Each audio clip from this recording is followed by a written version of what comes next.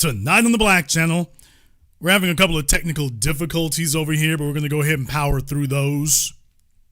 On tonight's program, I want to catch up on something here because I was going to talk about it originally, and I really just decided not to because there was a lot that was going on already. There were other issues that were coming up, and quite frankly, on my list of priorities, it got pushed to the back of the line. Plus, there were a bunch of other people who were discussing it. So, in reality, of all the things that I had to prioritize, this one fell to the back of it. But maybe you heard about it, maybe you didn't. If you didn't hear about it, nobody would blame you because this was the worst Essence Festival in the history of Essence Festivals. What? It was a disgrace. It was terrible. It was awful. Nobody was happy with it. Just basically that was it. Yeah. The Essence Festival, which for decades has been the epitome of American Black cultural excellence. Yeah, but not this year. Not this year. And everybody and their mama could have seen it coming. This lady right here has borne the brunt of the blame for it. Miss Caroline Wanga. She comes to America by way of Kenya, and she was the one basically in charge. And like I say, they were going down a very, very tenuous path, and there's some things I want to discuss in regard to that. For those of you who are wondering to yourselves, how did we get here? What was going on? How could you have seen this? I got a number of different things to show you here that are going to get you up to speed. First, let's start with this graphic here from Essence's website. It says something that really lets you know where things were going to be going after last year's festival. They put this thing talking about the Essence Festival of Culture. What? Yeah, that's what they called it, the Essence Festival of Culture. And I'm like, that's new. Festival of Culture. So they're rebranding it. We're going to start adding things to it. All right. Held annually in New Orleans, is the largest festival in America by per day attendance, attracting over 500,000 attendees. Not this year. Over the 3-day event, the lunch signals and recognizes Essence's global intent. Essence's global intent and expansion, aiming to build a solid foundation for its global Black community and bridge the gap with Nigeria as a focal country. Oh my God, bro. Oh, hell no, man. Yeah, you read that right. With Nigeria as a focal country, not New Orleans. No, New Orleans is not good enough. We were looking for Nigeria to take care of this. Due to its rich talents, history, traditions, entrepreneurship, heritage, and significant percentage of the African diaspora. Nigga, please. Yeah, so this gives you a primer for what they were thinking of. This gives you a primer of what they had in mind. It says the event feature leaders, and when you go back and check these things here, I want to talk about the leaders for 2025. I want to talk about the leaders for 2025 because you can see what was happening before, but it's 2025 you really want to take a look at. 2025 is what you really want to take a look at it because the fella on the left, Mr. Richelieu, that's the guy with Sundial who basically owns Essence, okay? The woman on the right, not to be confused as a fella on the right, that's Miss Caroline Wanga. Both of these are African immigrants. Nothing wrong with being an African immigrant. There is nothing wrong with being an African immigrant. The offense is not being an African immigrant. The offense is being an African carpetbagger. And deal with it. That's the issue. The issue is not when you are an African immigrant. The issue is when you are a carpetbagger. The issue is when you are trying to smuggle in some other agenda.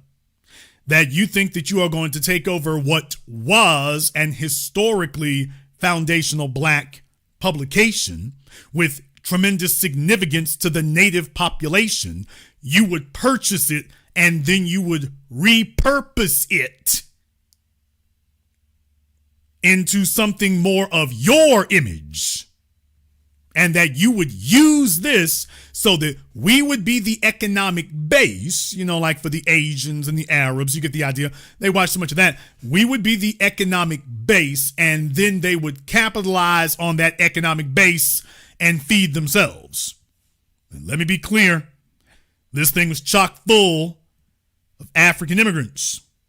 Isn't this amazing? He comes all the way to America, purchases a black American publication, and then goes to work gentrifying or ethnically cleansing the environment. That's what they're doing there. It's ethnically cleansing the environment. Now, there were a couple of things that really got my goat, to be totally honest with you.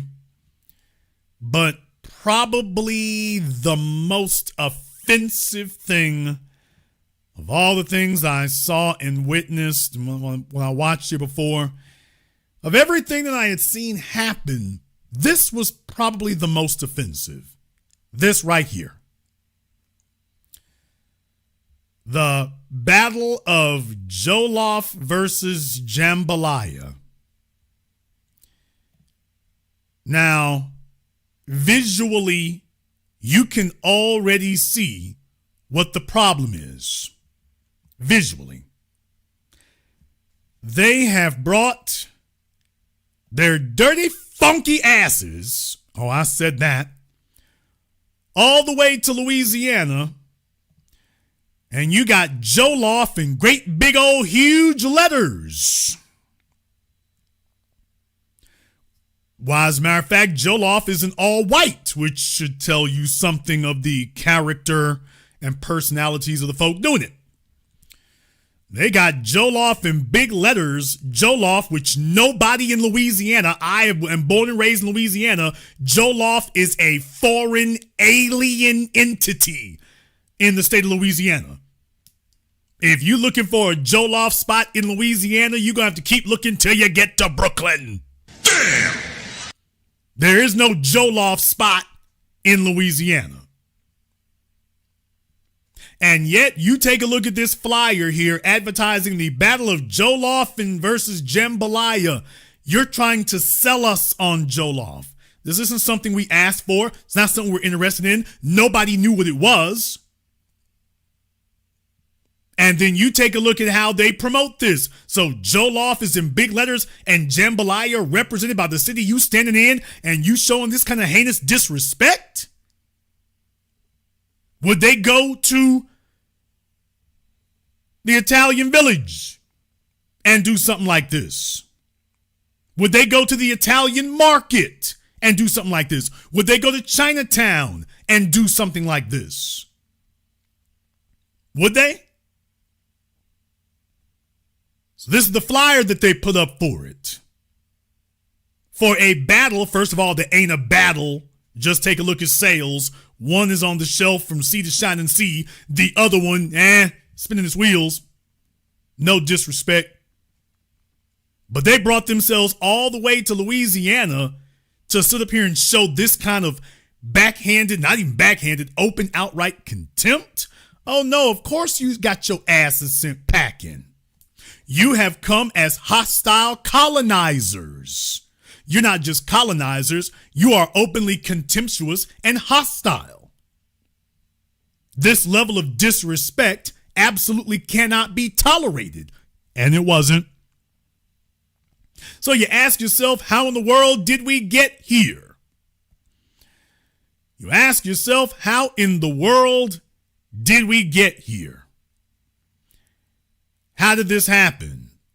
Well, I can show you, actually, how it happened. Feast your eyes, if you will. None other than the Breakfast Club was talking to this gentleman here, Mr. Abdul Kareem Abdullah. Need I say more? And he will be glad to explain to you about the Jollof versus Jambalaya. Speaking of eating, Jollof rice or Jambalaya? So we actually did that event. My boys and I did that event, right? So they should be People mad were at you upset first. about No, I don't think that they should be mad at us. I think that it's really just understand. I don't think they should be mad at us. I don't think they. Okay. Me and my boys did that event. I don't think they should be mad at us. Yeah.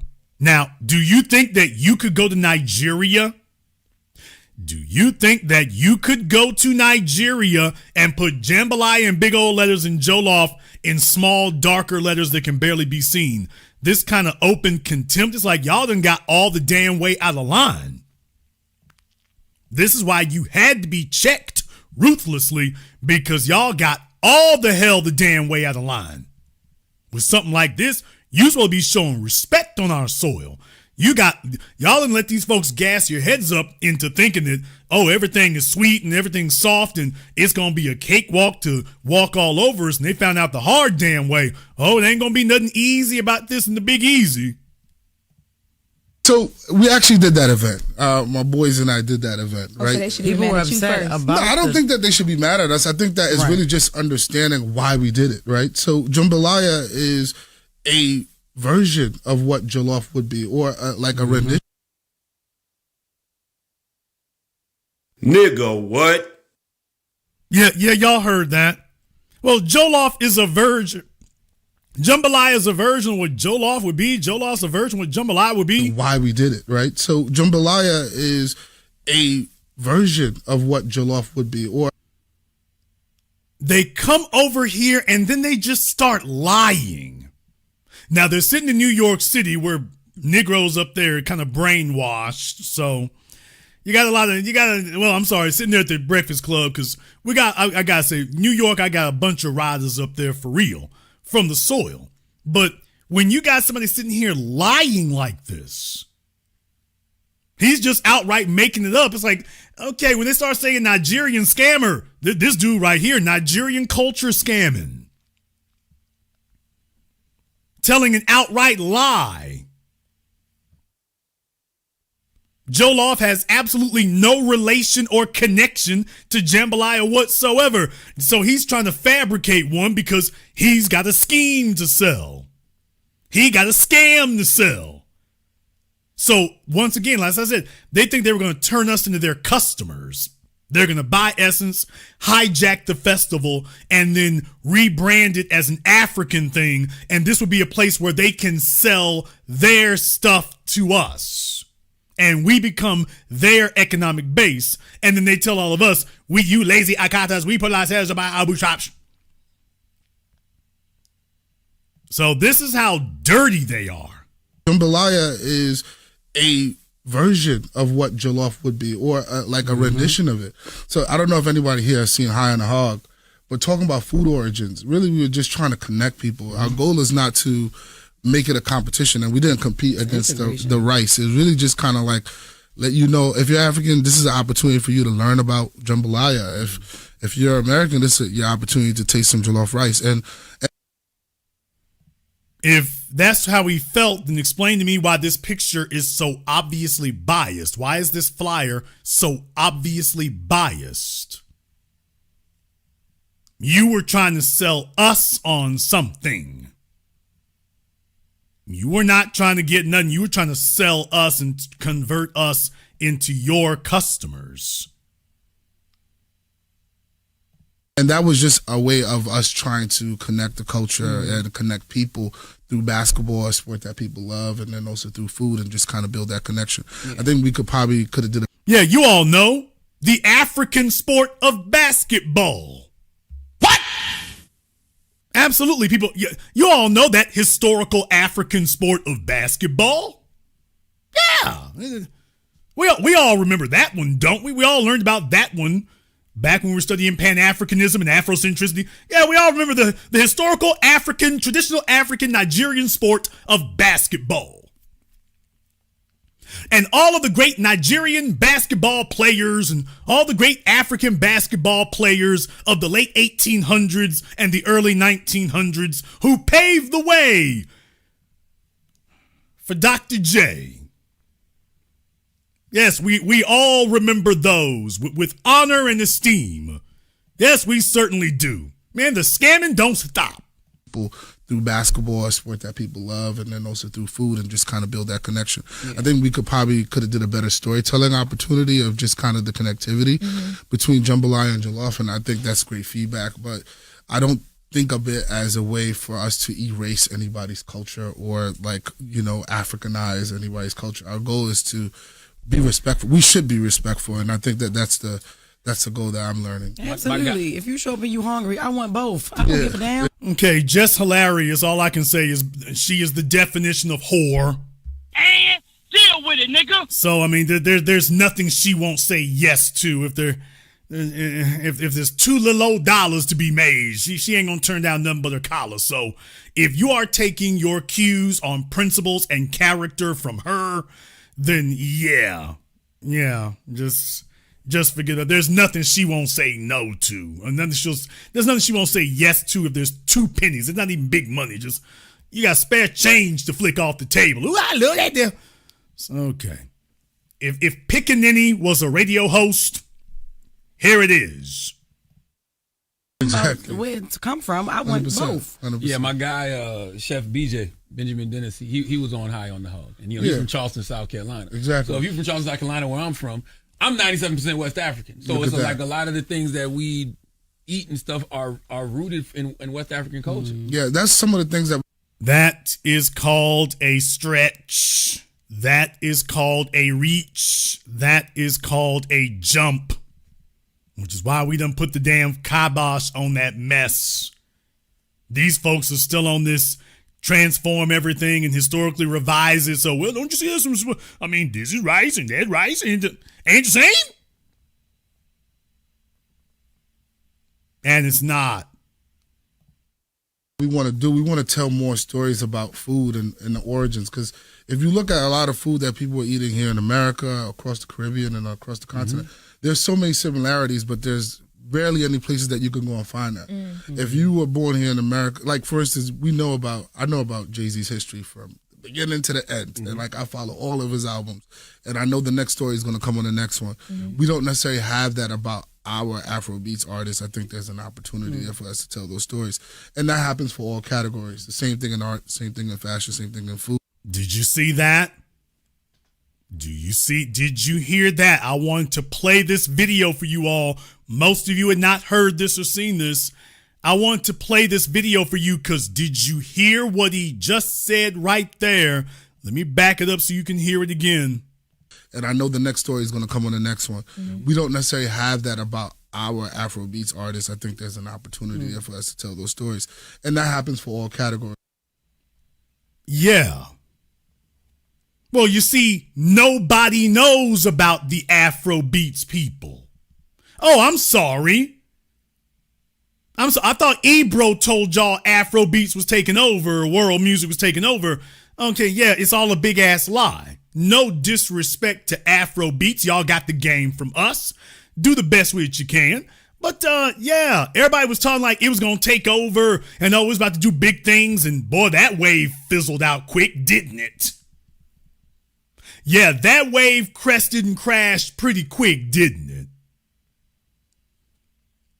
And here he is sitting up here trying to tell us that they want to use the Essence Festival to sell us. I told you they want to sell us on things. So, well, I mean, there can be Jollof and Afrobeats. And so they want to use us as a market that they don't even respect.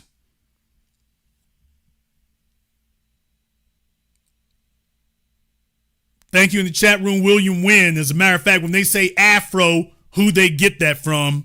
And deal with it, nigga.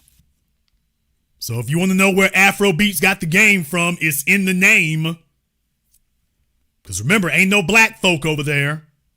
Remember, there are no black people over there. It's just this tribe and that tribe, but there's no black people. So even in the name, Don't tell them that.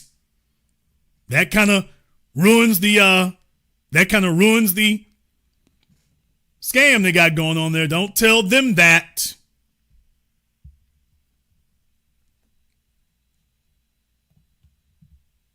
Beginning to the end. And like, I follow all of his albums, and I know the next story is going to come on the next one.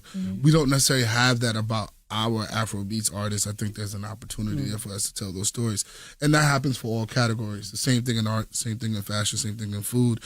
We need to tell those stories, and that's why our platform exists, to be able to tell those stories and buy into that. Like, we all loved Black Panther when it came out, although it's not real. We all loved Woman King when it came out, but we need more shows and more movies like that, because if somebody is sitting here in America and all they've been taught is that Africa is full of poverty, and as an African, I know a lot of young Africans that didn't want to associate with that either. So it kind of... Oh, well, isn't that interesting?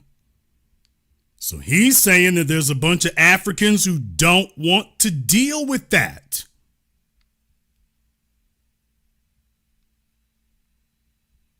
Well, this isn't us talking. This isn't us talking. This is them. He's the one saying that there are young Africans. He said, oh, he's having a hard time selling them on that. He's having a hard time selling them on it.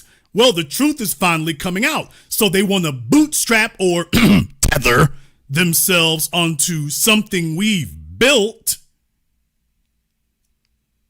They want to tether themselves onto something we've built and then use that as a platform to promote themselves. So that's the game, which is what I've been telling you. Oh, well, that's the game there.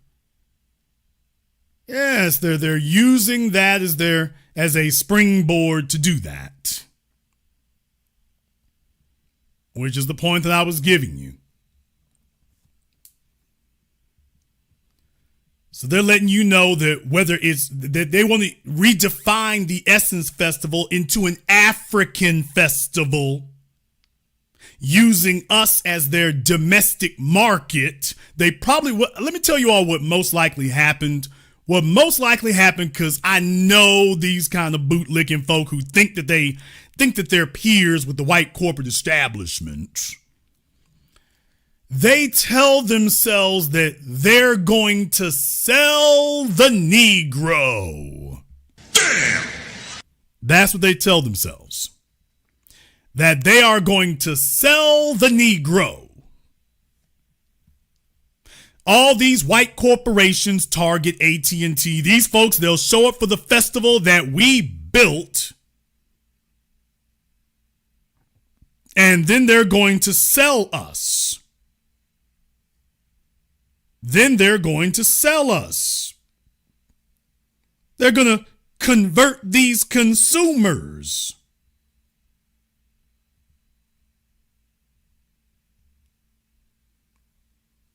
That's their goal now. They've told the corporations that they can sell us. And that they got the special touch. And that they know how to talk to us. And that's the reason why they need to give them the money.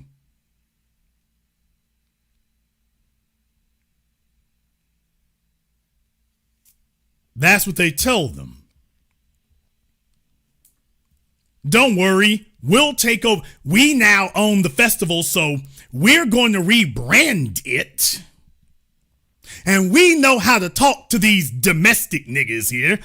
We are from the high-minded country of Kenya, and we know how to talk to your domestic Negroes. And we will sell them on these other things. So they decided that they were going to try to convert us into a market. Because, you see, that's what happens where they're from. They wait for white people to show up so they can bow down to somebody. And then they came here and found out, that's not really what it is. It's not really what it is. There was a form that's been making the rounds, as a matter of fact. I'm not going to sign off 100% on its legitimacy necessarily, not 100%, but I do think that regardless, based on what we've seen, it does have some bearing to it. There's some folks who are claiming, I'm not necessarily certifying the legitimacy of it, but the AT&T gave out sponsor guardrails saying that there are terms for you to avoid. And since Trump got elected, we covered that a couple of weeks ago. Yeah, publications and people are telling you that there are terms they want you to avoid using. Terms they don't want you to use. Well, they're saying to avoid talking about race, gender, or sexuality terms, negative framing of AI or technology. So police surveillance and things like that. Okay, you don't talk. Critique of institutions. Don't talk about that. Combative or divisive language. Well, how do you define that? And then down here at the bottom is the thing to take a look at. Now, you all might not be able to see what it says there at the bottom. It says, say this instead of that. Notice a whole bunch of folks are giving out talking points now, from the Democratic Party to corporate America. Everybody's giving out talking points, and at the top of their list of things not to talk about is blackness or white supremacy. Don't talk about that. Well, at the bottom there, and I know you can probably hardly see it, but it says, say this instead of that. Instead of saying black culture is being erased, try, how do we carry forward cultural nuance?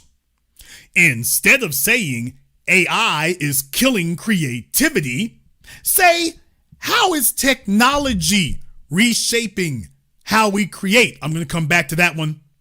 I'm going to come back to that one momentarily.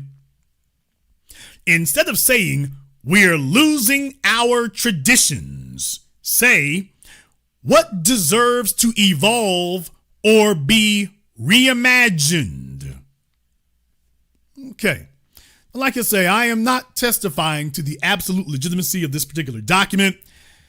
If it's not real, folks need to stop nonsense, because the reality is already enough. You're just being corny otherwise. But I will say one thing. Corporate America has a vested interest in AI, and I just found this to be interesting, that AI is killing creativity. I can understand why they would have an issue with that. I can also understand why they would not want you to have a negative view of AI. I can understand why they would say that. Because you have to understand that these folk here are not really caring about the culture. And forget culture. They don't care about any culture except white supremacy. That's the only culture that they're concerned about. And so with AI, as you know, AI just basically rips off things. It studies things and then rips it off. If they're going to go forward, quote unquote, creatively, we are the only real, true creative force in American culture. We're the only one. There is no original American music. There's just what we did. And that's it. Everything else, all these other folk, they brought their stuff from Europe or wherever they came from. We are the only people who created something right here out of the soil. And other folks imitated it in other places. Ain't that right, Ozzy Osbourne? So we're the ones who made the creative cultural foundation of this society that has now become the cultural foundation of the world. We stepped in almost a century ago, and we have never looked back. But I need you to understand something. Since we took primacy in those areas, if this document is legitimate, it gives you a view into their psychology. And even if it's not legitimate, I still stand by the legitimacy or the accuracy of the statement. AI, they don't give a damn if it's not real anymore. because they are conceding that they've already lost the creativity war. The creativity war, particularly in music, they're just conceding they've already lost it. They lost it decades ago. We snatched it, we took it, we're sitting on the throne, and we're never getting off. So as far as they're concerned, man, it's already over. And you add to that we have taken that over, and that changes things.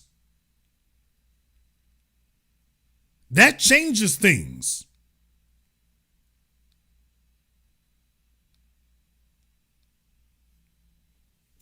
So they're conceding that they've already lost that.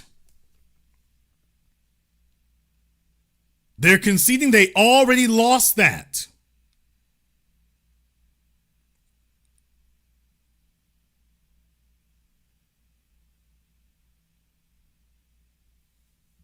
That's the problem.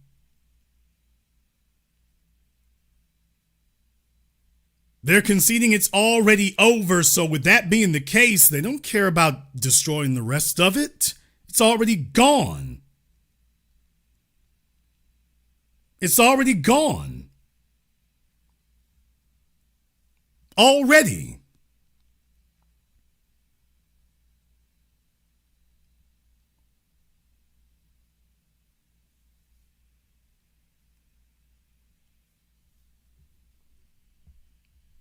So they don't give a damn about destroying and gutting the rest of it.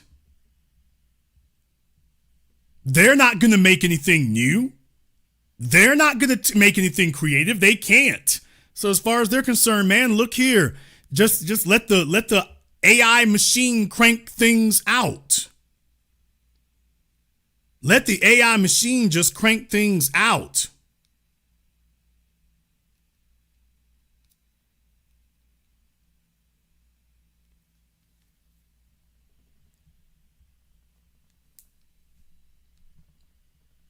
I want to give you a more ominous view of it. A more ominous view of this is that they see AI, and I know everybody thinks about the fact that, they don't want to pay people of this, that, and the other. That doesn't stop human competition. They would see AI as a way of flooding the zone. You'll just have a bunch of crap AI music out there, if you dare call it music. You'd have that, and it'll just be flooding everywhere. So their war on our cultural legacy and institution, it'll be a lot easier to wage. It'll be a lot easier to wage if they can just put out a bunch of AI slop, diluting the platform and diluting the genre with a bunch of AI garbage. It'll be a whole lot easier to wage that war, wouldn't it? Whole lot easier. And that brings you back to these folk here. You see, there's something that they thought to themselves that they could racially smuggle themselves in. They thought that they were going to racially smuggle themselves in, and then they would just transport their products and we would be the base. Or more to the point, that they would see the Essence Festival as a key wedge, a key entry point in which to insert their culture, and then we would pick it up and run with it. And then next thing you know, nobody really knows how it got in, and then we're just repeating a bunch of stuff. See, that's what they did in New York. They do that in New York, and this is why New York is just one great big vomit.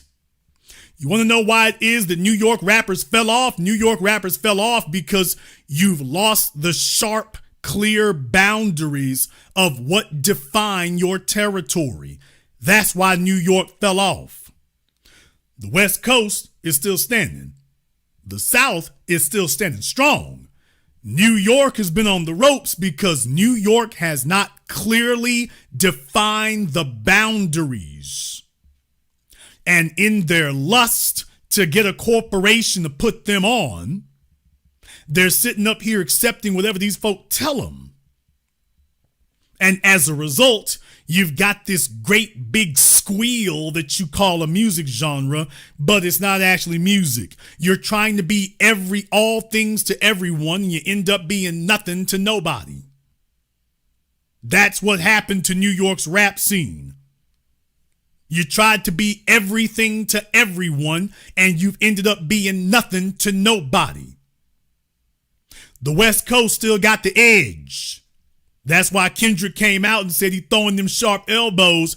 You not like us. A song like that could never come out of New York today. They would be too worried about offending the Latinas that they're so desperate to get a hold of, or offending whatever exotic chick comes across. They would be too concerned that might ruin their sexual access. So you see, they would never say something like that out of the New York market. Only the South would say that. Only the West would say that. But New York ain't gonna say that. And these are individuals who are used to operating in that environment.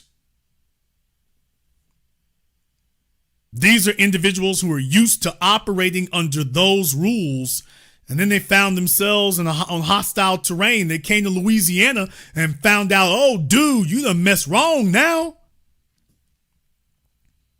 And the boundaries got clearly defined. Now, I want to explain to you what happens next. I want to explain to you all what happens next, because if you don't understand not just how corporations work, but how movements work, how investments work, how media works, I want you to understand what happens next.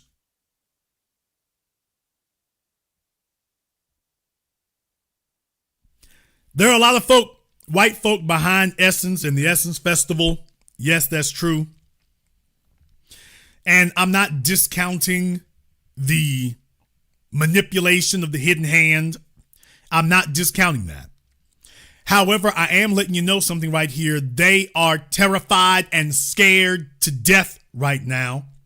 This is not at all what they wanted to see. This is not at all what they wanted to see. And this is not at all what they want to have. Because you see, they're trying to redefine this thing, and no, they haven't given up on it. Case in point, just in case you thought they were done. People, this is dated yesterday. What? Yes, sir, folks, just in case you thought that the Essence Festival back in July was a fluke, just in case you thought they learned their lesson, just in case you thought they were done with it. Oh, no. This story from Essence Magazine is dated yesterday. Oh my God, bro. Oh, hell no, man. The return to Cali, and by Cali, I mean Colombia, reconnecting with my Colombian roots at the world's largest Afro-Latin festival. Here they back again with these festivals. So, fresh off of their humiliating, blistering defeat in Louisiana, they're now trying to pitch us on yet another festival. All right.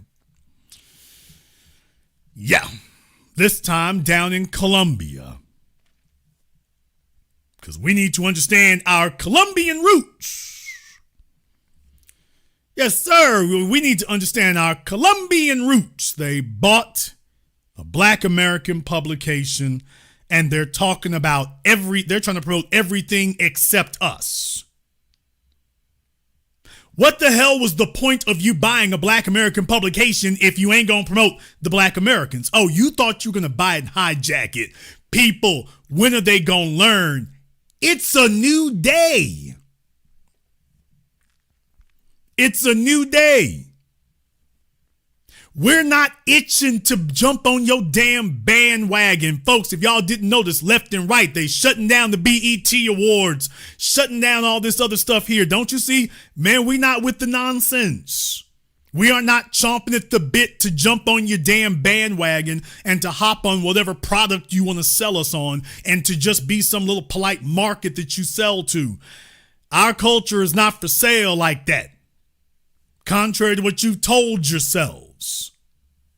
The reason for us making it very, very clear that we have to delineate and distinguish who is on code and who is not is to all the folks who want to be sellouts. Oh, we bringing that term back. And deal with it. Oh, it's been decades since that term had legitimacy, but I'm resurrecting it tonight. All the sellouts, the people who are looking to sell their souls or whatever else they got to sell for $1. All the sellouts who think that they're going to whore our culture are going to find out that it's going to be a hell of a lot harder than they thought it was going to be. See, they figured that if there was a few dimes behind it, and by that I mean money, all the rest of us would put down our principles because according to them, we don't have any. That's what happens when you lie to yourself so much. Oh, they don't have culture. They don't have this, that, and the other. We have a culture of resistance. And if you doubt it, that's why you over there singing the damn blues now. Because you just got that culture of resistance stamped all over your ass. If you want to know what our culture is, it's a culture of resistance. And you just got 12 inches of resistance up your boot crack. So now you got proof of what that culture is.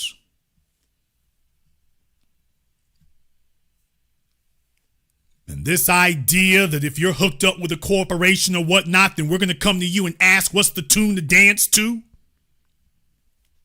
which is what they thought it was going to be, that if they had enough funding and enough prominence, while all of us would just fall in line. Hey, Jollof is the new wave. Nigga, what?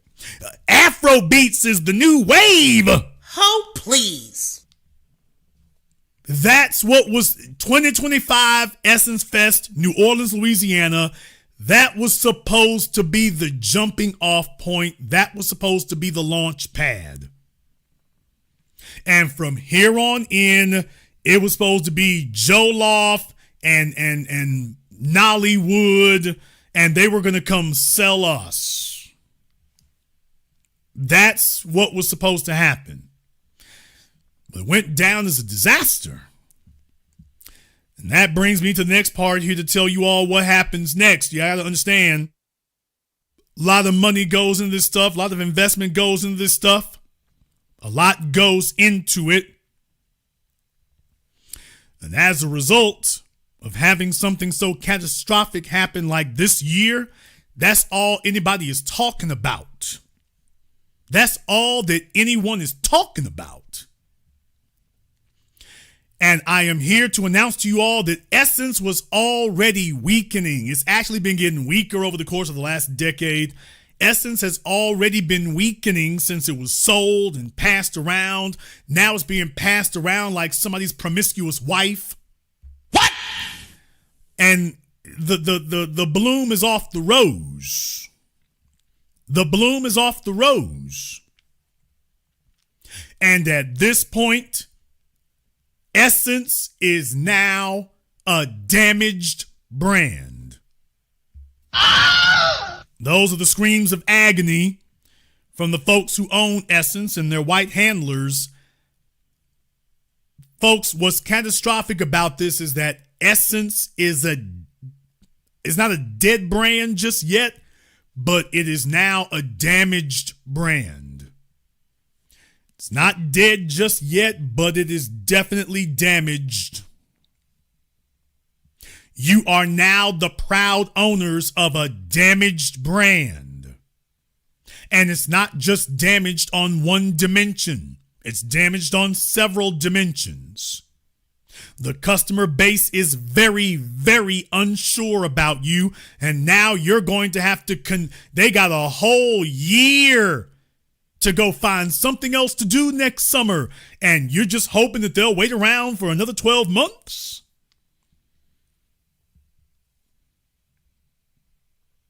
The devastating thing, I'm telling you all, you want to know what comes next? The devastating thing is coming to grips with the fact that Essence is a damaged brand. It is damaged. And as a result, they are not going to be able to have as ease of access as they had before. Attendees for 2026 will be very skeptical.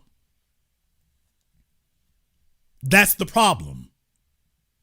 The would-be attendees for 2026 will be very skeptical. They're going to be very worried about that.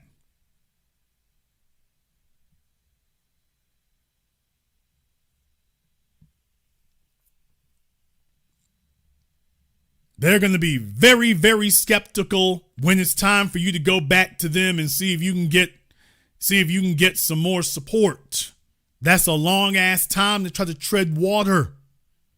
That's a long time to do that. Long time.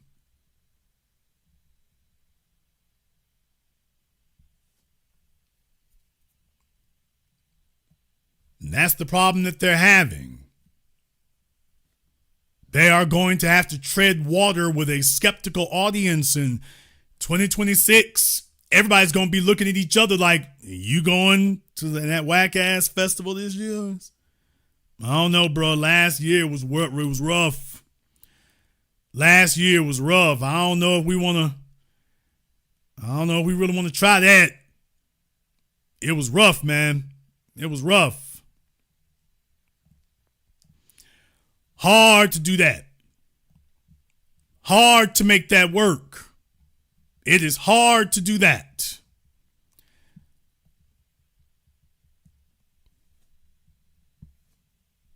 They're going to have to go ahead and try it anyway. They're going to have to. But it is not going to be nearly as easy as they tell themselves. So there's some folks who are upset about it.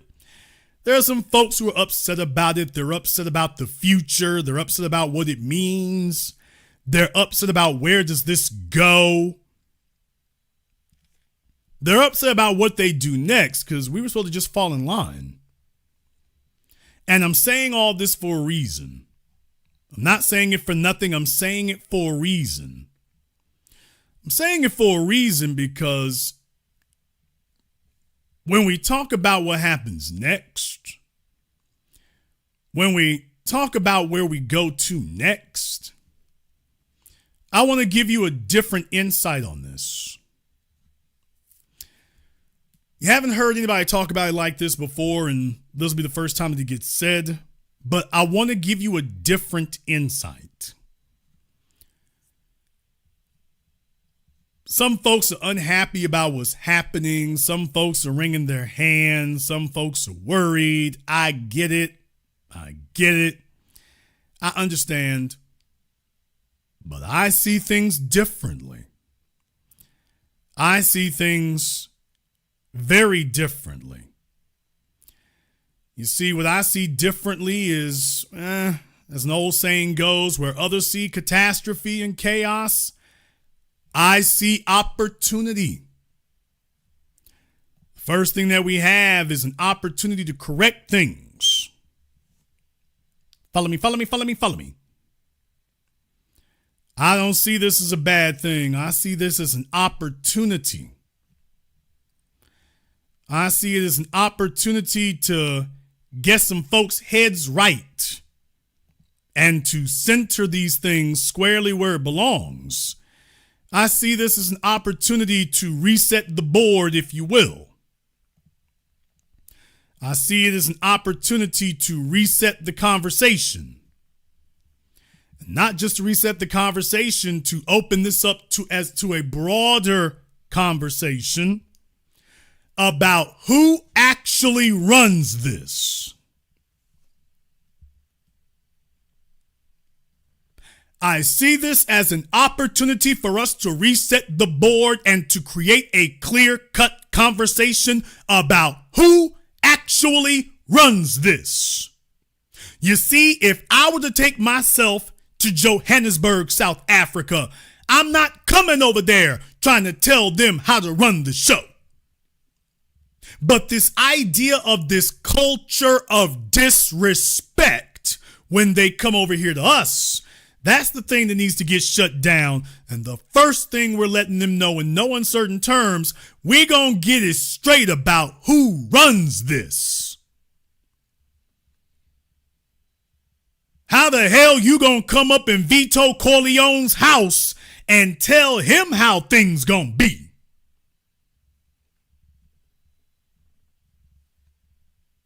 Y'all being divisive. Y'all notice that one doesn't carry much weight anymore? Did you all notice that? That divisive tag don't carry any weight anymore? Hell no, it doesn't carry any weight anymore. It doesn't carry any weight anymore because that's the damn point. The damn point is divisiveness.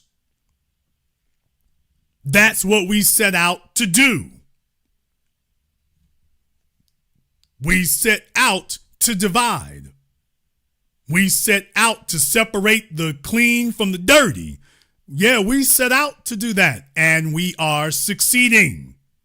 And they were hoping that they could use all these little trigger words that get white society to, oh, well, you know, we're going to get the niggers back in line. So when they say xenophobia, that works on little white women in the suburbs.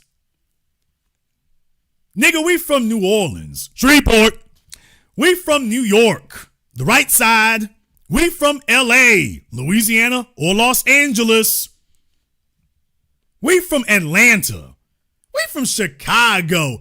You think a xenophobe, you think pulling out a college textbook term is gonna make us knuckle under? You thought we were gonna run from that? You thought that if you swing around the word xenophobia, that was going to get, ooh, what would they think of us? You thought that was going to break us? You thought that was going to knuckle us under if you just say xenophobia? And then they keep saying it like, these niggas, they do not mean when we say xenophobia. This works when we go over to Hillary Clinton's house, but this does not work with them. I cannot get jiggy with this. I cannot get jiggy with this. Why is it not working? Dude, we don't give a damn what you talking about. You can call it xenophobia. You can call it Xena the Warrior Princess. You can call it whatever you want. It ain't gonna change anything. We're not taking our cues from you. We're not. We're not taking our cues from you. We are not taking advice from you. We are not looking for your approval. We're not looking to be on your preferred list of comforting Negroes. We're not looking for any of that from you. You ain't got nothing to bargain with, Jack. You ain't got nothing to bargain with. You're only fooling yourself if you ever thought you did. You ain't got nothing to bargain with, and you damn sure don't have anything to shame us with. That's where you messed up.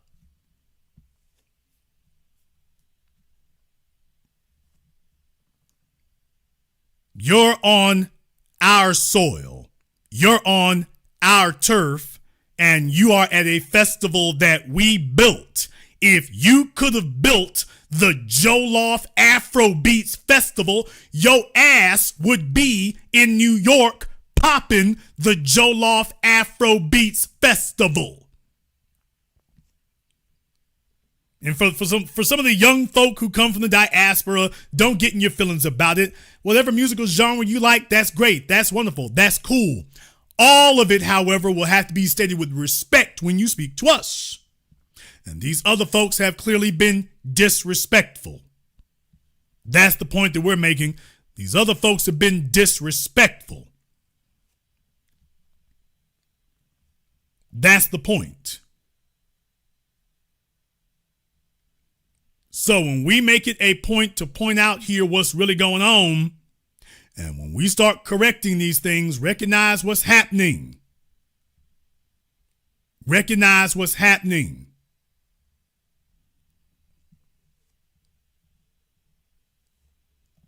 This is essential for everybody so they can all see exactly what we own. We're making it very, very clear and making the confines of it and the boundaries simple to everybody so that there's a clear understanding.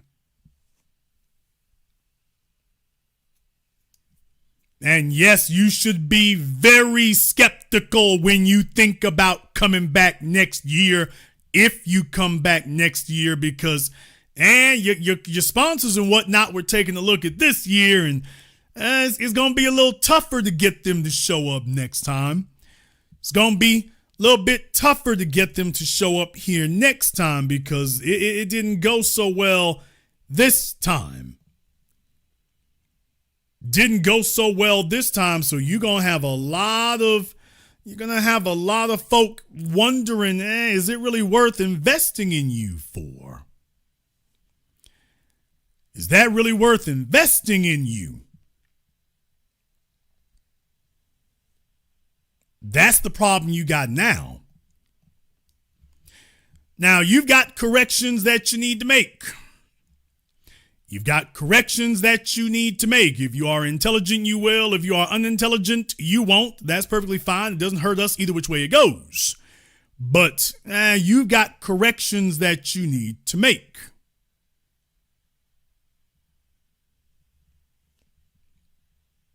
First correction here is that we see you. We see the contempt. We see the contempt that you've been harboring.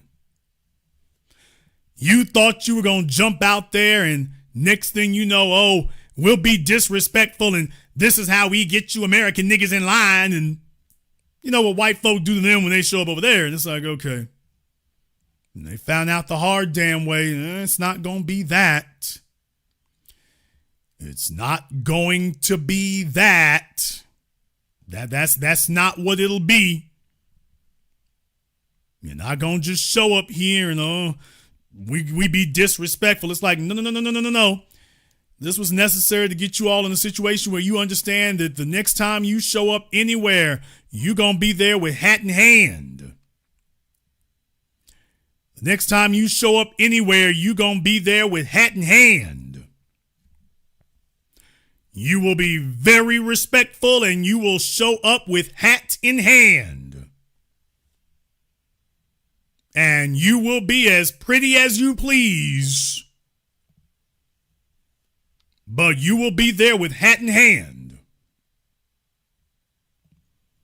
That's how you will address it going forward.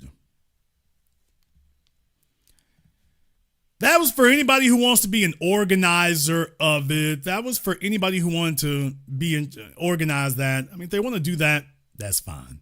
They can go ahead and do that. Go ahead and do that. But there's also another part of this, and I'm about to upset some folks. I mean, it's just, I get it. I understand. Some folks are going to be upset about it. I understand. But I'm going to say it. I'm going to say it. Let this be a lesson for the future.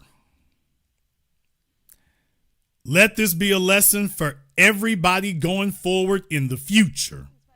When I say that it's a new day, I mean that it's a new day. And by that, what I'm saying is that the entirety of the Essence Festival will need to change. I'm just letting y'all know going forward. Let me show you what I mean. There are a number of things that need to change. And the festival itself is going to need to have some changes. I want to show y'all something This is from WWL New Orleans. The Essence Festival of Culture. Nigga, please. Okay, part of it is they getting it wrong, but right here on your screen, this is the other problem. Folks gonna be like, oh damn, Jason just took a left. Did Jason just go left? Did he just go all the way left? Oh, I'm saying that. You want to know why the festival ain't really kicking? Well, I'm like, the problem isn't just the folk who didn't show up. A big part of the pun. A big part of the problem is the people who did. All right, fellas, with the average price to go to Essence Festival from $1,500 to $3,000, feast your eyes. That's right. All my single ladies. Damn! All my single ladies. This is what it means to show up at the Essence Festival now. All the chicks who used to be popping it back at Freaknik, and they've kind of aged out to the Essence Festival, and all right, fellas, it's starting to look like church up in here, so hurry, step right up. Welcome to the buffet. Welcome to the buffet. It's all you can eat, or all they can eat you. One or the other here. All right. There's a winner if we ever saw one. It's no disrespect, ma'am. It's no disrespect.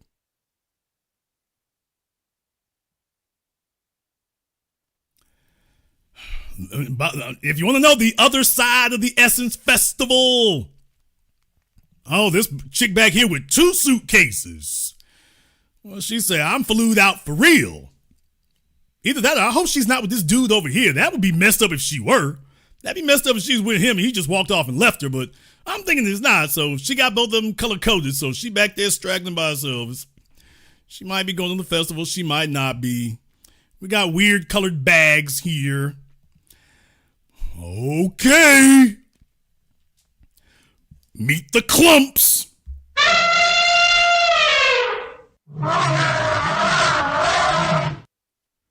Jason, you out of line. I am? The problem is me? Okay, the problem is me. But by the way, meet the clumps. The family reunion. Not a man. By the way, several females, not a man in sight. Fellas, if you want to know where the single ladies are. Hey, fellas, I found the single ladies. I found them.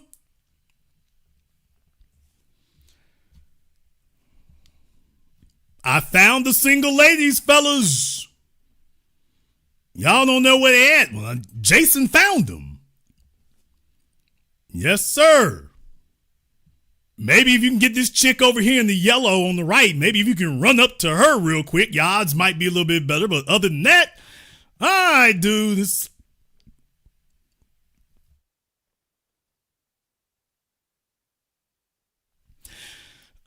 Okay, I think on my screen currently there are 2 professional athletes. One is from the WNBA, and the other one is from the the International Sumo League. I'll let you figure out which is which, but yeah, fellas.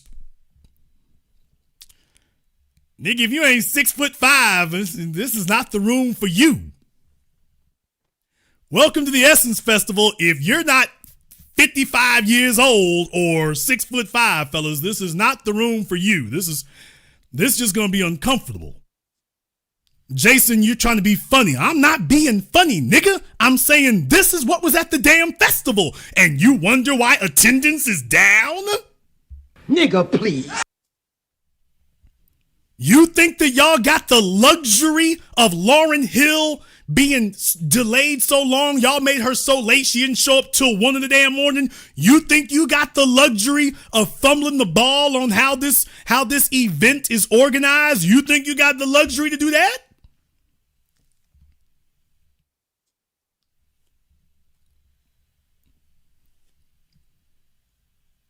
By the way, once again, do you see any men? One more again. By the way, people, do you see any men? I think I might see one fella back there somewhere. Take a look. This is Auntie's Gone Wild. Oh, and she's got her Target bag over here. She ready to shop. But yeah, a bunch of 50-something, 60-something old ladies. And dude, you think you have the luxury of fumbling the ball with how you execute this festival? You think you got customers to lose?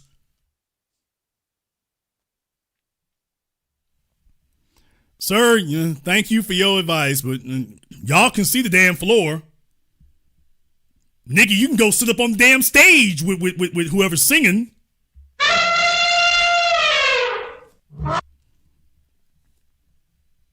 Folks, by the way, if you're not close enough, you can get up on the damn stage here. Can't you see? There's no excuse for sitting in the audience. You can just walk right up there on the damn stage. Sit right next to Frankie Beverly or whoever while they singing. I know. Rest in power. But yeah, you can just walk up there on stage with Lauryn Hill and can't you see? And I don't know what these people are all sitting up here for. They must be doing weed or something and just want to keep the smoke up there, because I don't know why they're sitting up there. It's not like this is a capacity crowd. It's not like that's the case. So I don't get it. But they're up there. Okay, welcome to the dance floor. Welcome to the dance floor. Okay. Pickings is slim. And ain't no men. Pickings is slim and ain't no men. I'm saying that for a reason. What are we doing here? I lost my time. By the way, it's a bunch of ladies. I really should do this on my other YouTube program, on my other YouTube channel. But by the way, I just thought I'd point this out. Pickings is slim. Fellas, get in where you fit in if you sit in.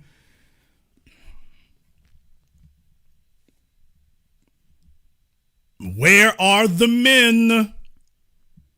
Hey, ladies, how lit was the Essence Festival? The women come back. This was a whack-ass festival. Yeah, the men are gone.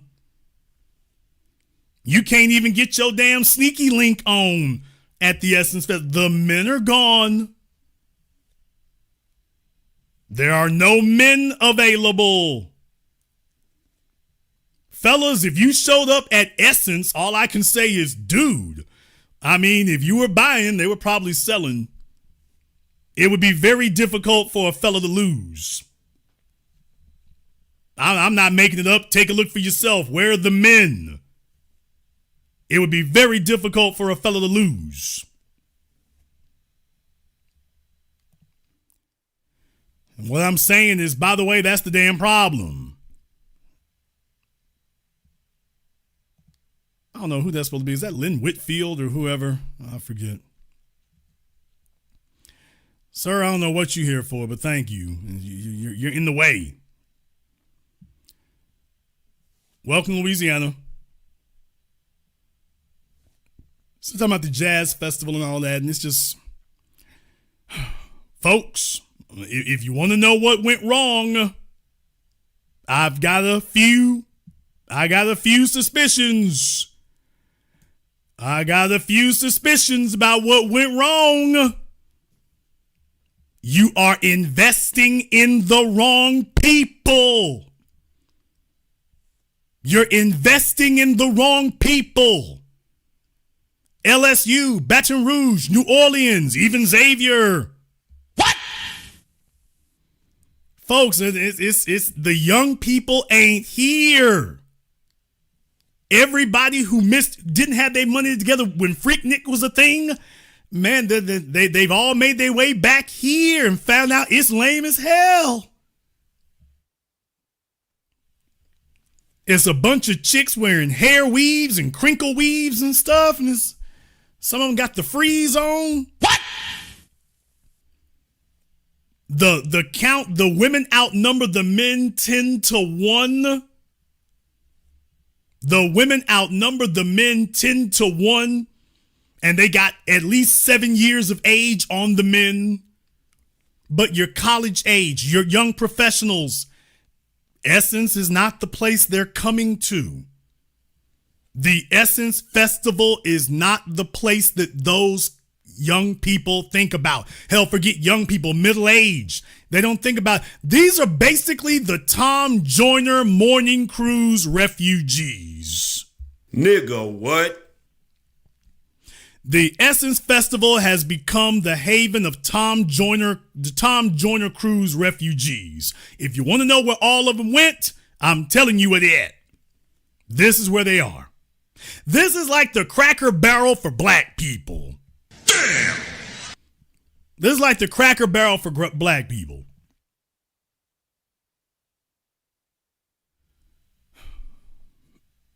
You could drive a tour bus down this aisle and hit nobody. You take a look at that. You could drive a Greyhound bus down this aisle and you're not going to hit anyone.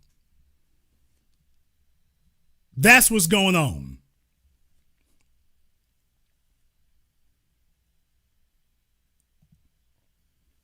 You want to know what happened to the Essence Festival? This is what happened. Let me back it on up here. They got their fans out. Who is this CeeLo Green back here? What? Is that supposed to be CeeLo Green? Trying to make him out. What did he say? Hey, there's no competition. Hey, bruh, you smart. I don't blame him. He's like, look here, in the land of the pygmies, the midget is the king.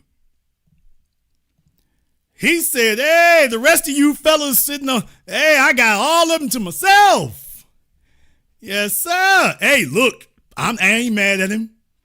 Y'all, I'm not mad at him at all. He's got the smart money. He didn't have to bring much. He ain't got to be rich. He's like, baby, look here. It's only 10 dudes at this whole damn festival. So, and I'm about to leave. So it's about to be 9. So I suggest you make a pick.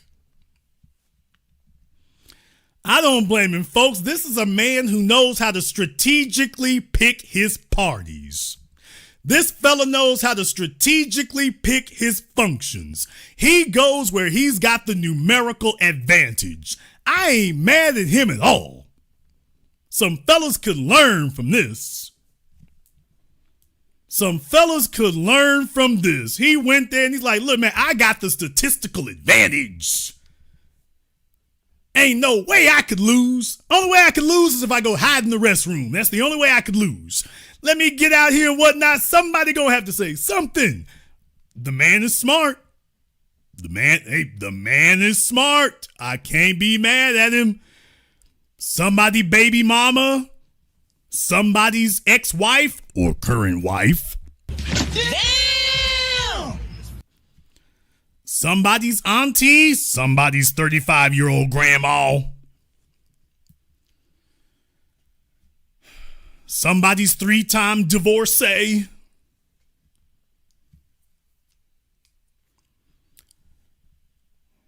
The odds are in his favor.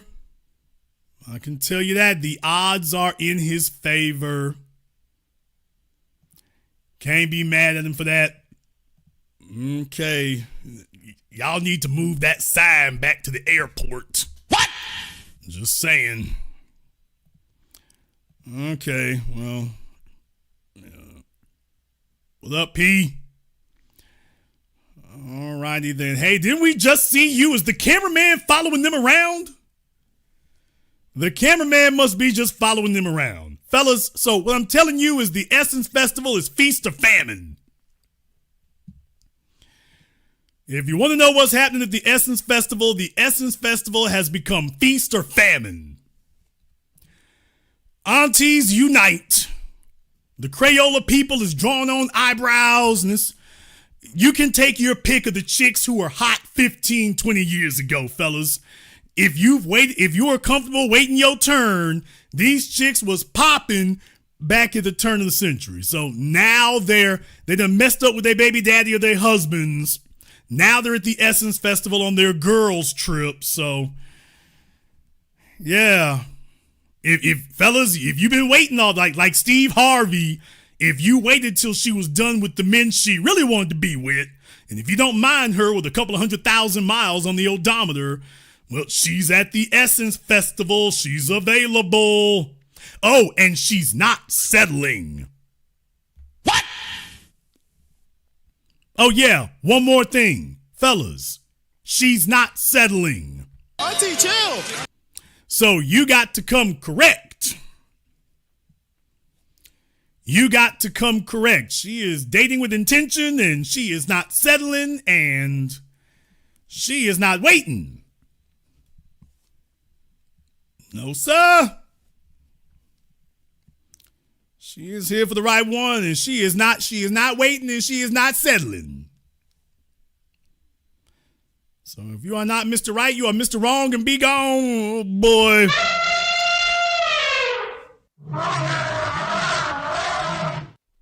Okay, is this the Essence Festival or a Stampede? It's just, Jason, you wrong. I'm wrong? And by the way, I see two dudes, maybe. I see one fella's definitely a dude, and folks, I'm wrong? So I'm the one who's in the wrong. Me. So what's on the screen, that's not what's wrong. Jason, what he's saying, he's wrong. Oh, okay. Okay. So I'm wrong, but what's on your screen is all right. Okay, well, fellas. Oh, she looks so dejected, y'all. Oh, girl just looks so dejected. All these years she been down there and whatnot. She looks so dejected being down there. I'm just...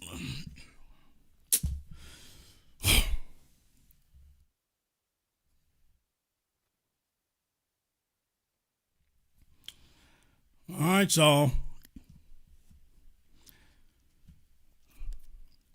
The descendants of Big Pakistan are having their convention, so it's... If you want to know the other problem with the Essence Festival, if you just thought I was just going to give the business to the folk who own it now, by the way, I noticed another problem that nobody is talking about. I noticed another problem. It's not because there aren't enough women there. Oh, there's enough women there. Tony said the parking lot must be filled with Kias. What? Kias and Nissan Altimas and Nissan Muranos. Oh, it's a parking lot filled with Kias and Hyundais. It's... Oh, boy. Nissan Rogues. Yeah, it looks like a Nissan dealership. Looks like a Nissan dealership in the back of the Superdome. It's like a Nissan dealership in the back of the Superdome. It's just... Nobody's shocks are in good shape. Everybody's caught their ass sitting on the ground. Nobody's shocks are in good shape. Nobody's just...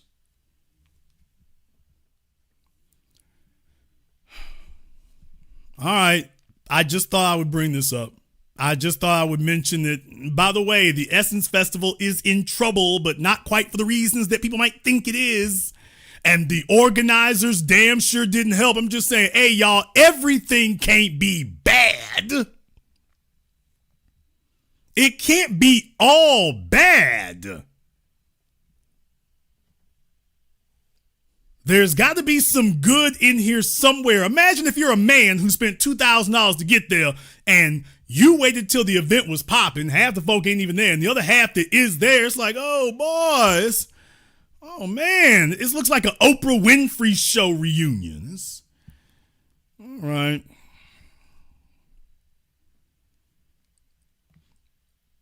And you think you all have the luxury of making unforced errors in how you conduct the festival?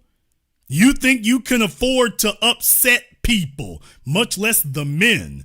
You think you can afford to do that? Do you really think you have any margin for error? Well, I'm going to say something. I'm going to say something here, and I said I was going to upset some folks, and I know y'all already thought he's upset every damn body when he just said it before, but I want to say this right now. I don't think we lose either which way. What? I don't think we lose either which way, and let me explain to you why. Maybe when I said it's time for a reboot, people, this is what I meant. When I said it's time for a reboot, this is what I mean. If you're gonna be talking to people, I'm like, okay, man, look here, damn talking to Lauryn Hill. Why ain't you talking to somebody like Kai Cenat or somebody like that? This is 2025. This is 2025 and you talking about chicks who were hot back in the mid-90s. Auntie, chill. Heading towards 60 years old. Why are you not talking to the young folk and the poppin' people? Why are you not plugged into Instagram and TikTok? Why are you not investing there? Last night I talked about white people with the Cracker Barrel. This is black folk with the Essence Festival. You're investing in females who were hot back in a different world era. And they've aged along with Jasmine Guy. You're talking about them. This ain't it. They need to be talking to the young folk. Oh, the young folk bring trouble. Let me tell y'all something right now. Let me explain something to you about that little criticism. Young people bring energy. Let me explain to you something about social trends. Young people are where the energy is. They're where the excitement is. You got a bunch of aunties out here on the damn floor. You need some young broads whose hips still work and their knees ain't went out. And deal with it, nigga. Oh, he's yelling again. I don't like this part of the program. I don't like this part of the show when he starts doing that. Damn ya. Well, damn you. But I'm just saying, young people are where the energy is. It's where the excitement is. Not a bunch of aged out aunties trying to do their raggedy imitation of Sexy Red. You need some chicks who they actually in their prime. How can you tell me that your festival is in its prime and everybody who is there is pushing AARP? All the damn pension pimps and Mr. Steal Your Grandma running wild up in there. That ain't gonna make it. You need some young folk who are out here and getting it, coming from LA, coming from New York, coming from Miami, coming from Chicago, coming from Atlanta, coming from Nashville, coming from DC, coming from Dallas, coming from Houston. Have them pull up in their Bentleys and their Maybachs and their G-Wagons and get this thing popping. This is what happens when you sit in an environment with no objectivity. You can't see that you've aged. You can't see that you're old.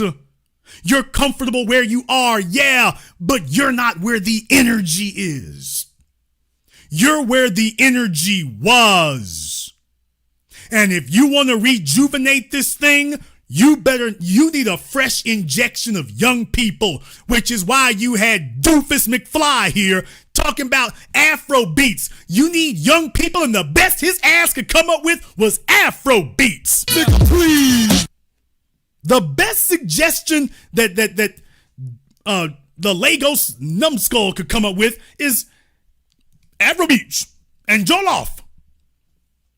Jollof and Afrobeats. He thought that was going to get the party jumping. Why didn't you just bring some Metamucil and call it a weekend?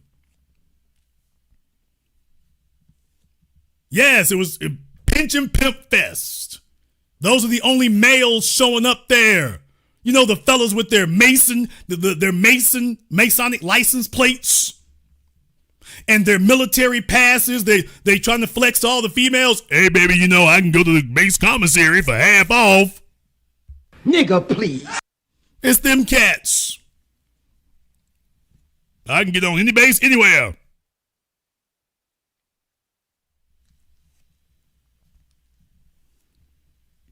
And then those are the guys walking around there flexing. Baby, you stick with me. You can get on any base anywhere. You can get a military discount at all these hotels. This is what's going on at the Essence Festival.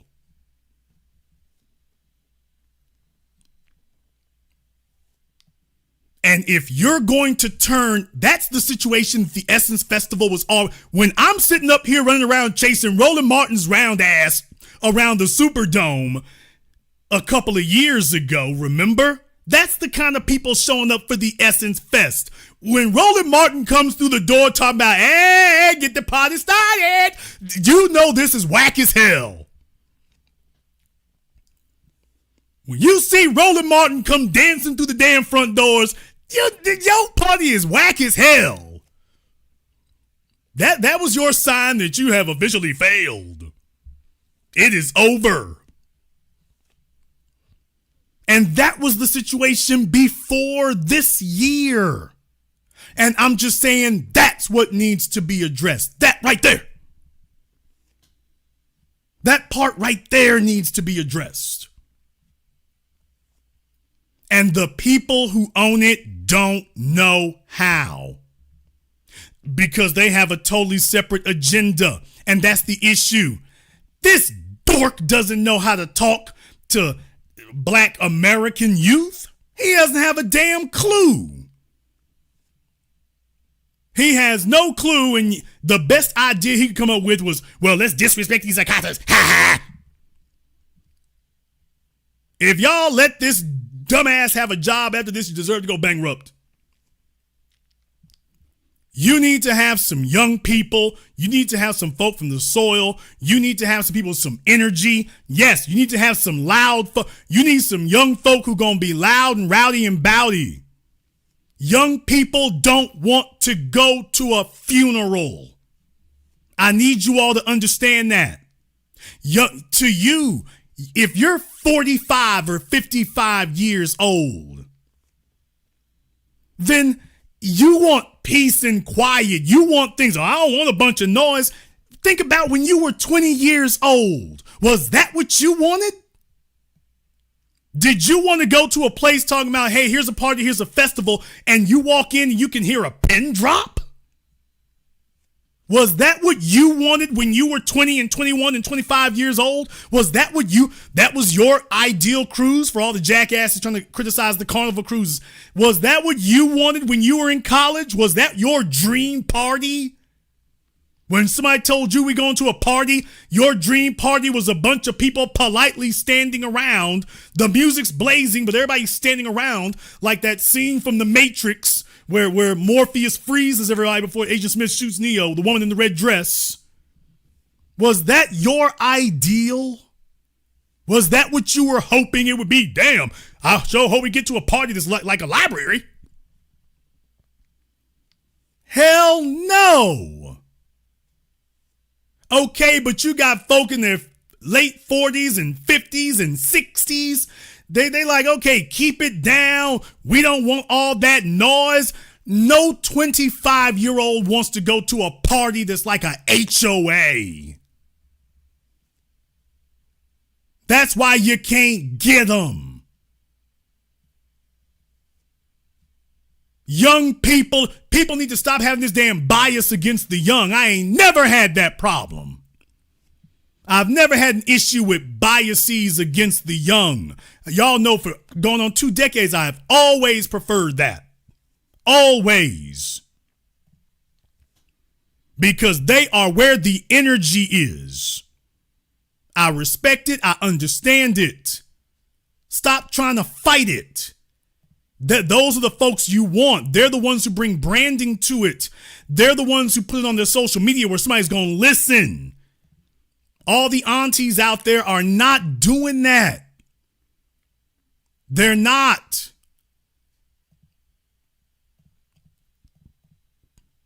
I want to freeze something else up here so you all can see this. No disrespect, but you got a bunch of aunties up here, and it's like, okay. They got their fans out. I'm like, baby, you trying to compete with people half your age. And it would be different if the people half your age were there representing. You're cosplaying because you know that's where the shine is. The shine is in the 20s and 30s.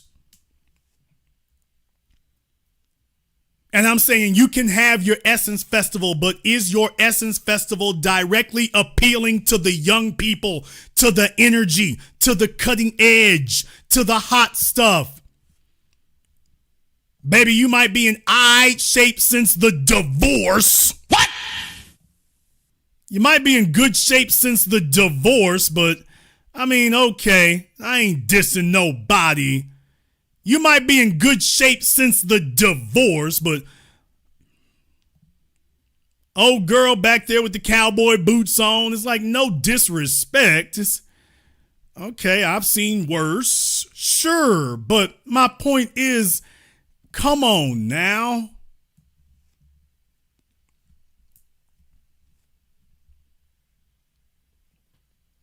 And that brings me to my next thing. If the Essence Festival goes away, that's evolution. Maybe it needs to be reinvented and somebody needs to bring something new. Let the old go the way of the old and bring in something with new energy, new life, new vitality. Not playing the same damn songs from 30 years ago. Nigga, what? People, you have a Essence Festival in 2025 playing songs from 30 years ago. And I'm not saying that there's no place for music from 30 years ago. I was there. But I'm just saying, okay, who is your target audience, man? Who's your target audience? With this guy over here talking about Afrobeats, who's the target audience? If the DJ has literal CDs, who's your target audience? And do the organizers even understand that that's who they going at? You're in a city that's got college students and Lil Boosie, and it looks like it did 20 years ago, man. So, you know what? Maybe we don't need an Essence Festival, man. Maybe you just need an Essence party. Let me tell y'all something. Let me explain to you what's really wrong with the Essence Festival today that nobody wants to talk about and people just don't understand or whatever, which is why you can't afford to make stupid, silly mistakes. The Essence Festival is suffering the same thing that a lot of festivals are suffering, a lot of venues are suffering right now. A bunch of rappers have had to cancel their tours, even Beyonce. So folks are out here having to cut back on tours, cut back on dates. They're having to cut back on what they do. Live events are not getting the money like they used to.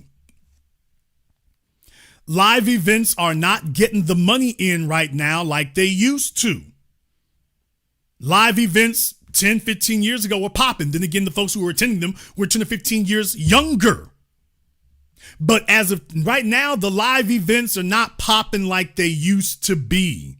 So your expectations of attendance are going to have to be reduced.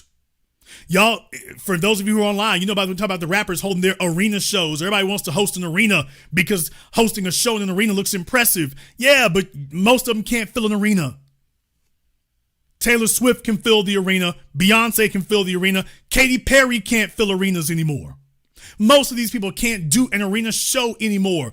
And they don't want to do just a stadium show or something like that. And they're going to have to start humbling their expectations. They're going to have to start doing that. And let me tell y'all something right now. This is good. What? This is good. This is good, man. I don't have a problem with it, and I'll explain to you why. The reason why is because it is better to have a festival, a party, a get together with 500 people, and it is all the way lit.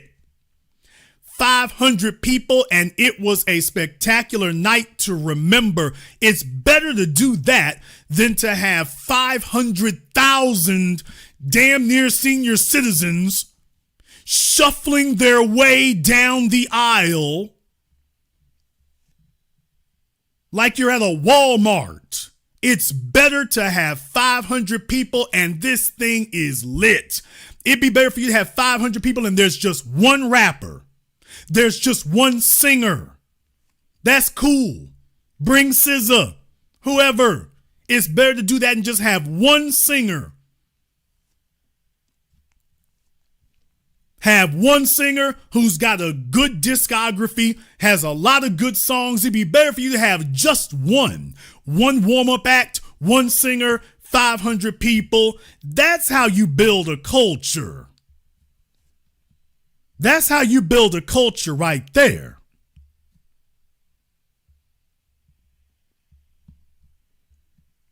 We'd be better served doing that. We would be far better served doing that. That because everybody and their mama would be talking about, dude, were you at the Essence party? Did you hear about the Essence party?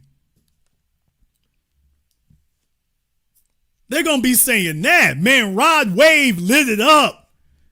Rod Wave had it going.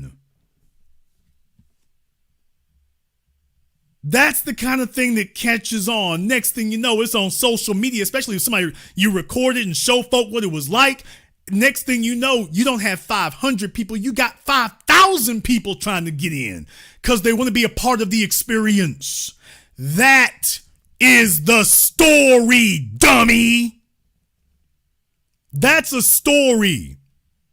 A party so damn lit that everybody wants to be there for it next time. A party that the stars want to show up for. Shador Sanders is the proof of that. It doesn't have to be millions of people. If it's small but got quality, that's going to attract people.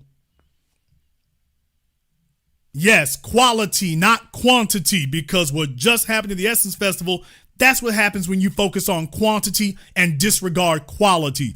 You would be far better versed by showing people that you got a quality product. Fly females, men with money. Everybody is looking here to show up and show out. It's a place where and then another thing, nothing's going to be fly till the men want to show up. And deal with it, nigga. One more thing. It ain't going to be fly till the men want to show up, folks. I don't know who in the hell told you that you can have a lit anything and there are no men, or the men are avoiding you. Let me explain something to you, baby. Men spend 10 times as much money than women do, especially if there are women there. Every club in America depends on men to show up. They let the ladies come in free because they know the men gonna pay 10 times as much. If you want the money to roll through, the men have to show up. Women shop, men splurge. Women will buy, men will bust. Women will spend $100 bargain shopping. Men will spend $5,000 chasing exactly what they want. You done left all the damn money on the table because you failed to attract any men. This dance floor is pathetic. Where are the men? But they heard it was the Essence Festival. They heard it was a feminist fest. You goddamn me weirdos sitting up here hosting the damn thing with clear LGBT intentions. Okay, the men said, forget about this. Let me go see what's happening in Miami. Let me see what's happening in Miami. You're not going to have a fly party if the men don't show up, folks. Women ain't trying to show up at a party and buy their own damn drinks. Oh my God, bro. Oh, hell no, man. I'm just laying reality on you. Women are not going to happily show up for a party, paying for their own damn drinks, paying for their own damn gifts. If women have a choice between a party where they got to carry the freight and a party where the men gonna pay for everything, there is a line out the door, down the street, and around the block at the one where the men are. Men get it poppin'. Men spend the money. Men make it happen. Men make it worth you getting out there and shaking your thing. You shaking it for a bunch of broads. What is this, the LGBT convention? They're out there on the dance floor shaking it for a bunch of broads. Did you say broads? I damn sure did. And deal with it, nigga. I'm here to upset you and offend your sensibilities. What the hell good does it do for you to jump out here, quote unquote, on the dance floor for a bunch of broads? You're out here with a bunch of chicks. Why? You're twerking with a bunch of females. Why? What's the benefit of that? What do you get for jumping out? You came all the way to New Orleans so you could wiggle your booty meat in front of a bunch of chicks? What am I missing? Obviously, there's some component here that I am not getting. What did I miss? In my world, that's the definition of a whack party. A bunch of chicks showed up to shake it for a bunch of females. And you can see how robust it is, too, by the way. You can see how robust it is. It's okay. What the hell is going on over here? I have no idea. I have no idea what the hell is going on over there. I see it. I just, she got her fans up and stuff. No disrespect, ma'am. No disrespect. This is what happens when you don't have men, when you don't have young people. It's a bunch of chicks wearing tight dresses. Some of them probably shouldn't have. They got their backs out. They're wearing spaghetti straps. And it's a bunch of chicks. So, ladies, is this your ideal party here? Oh, I've been waiting a year for the Essence Fest so you could wiggle your butt cheeks around a bunch of chicks?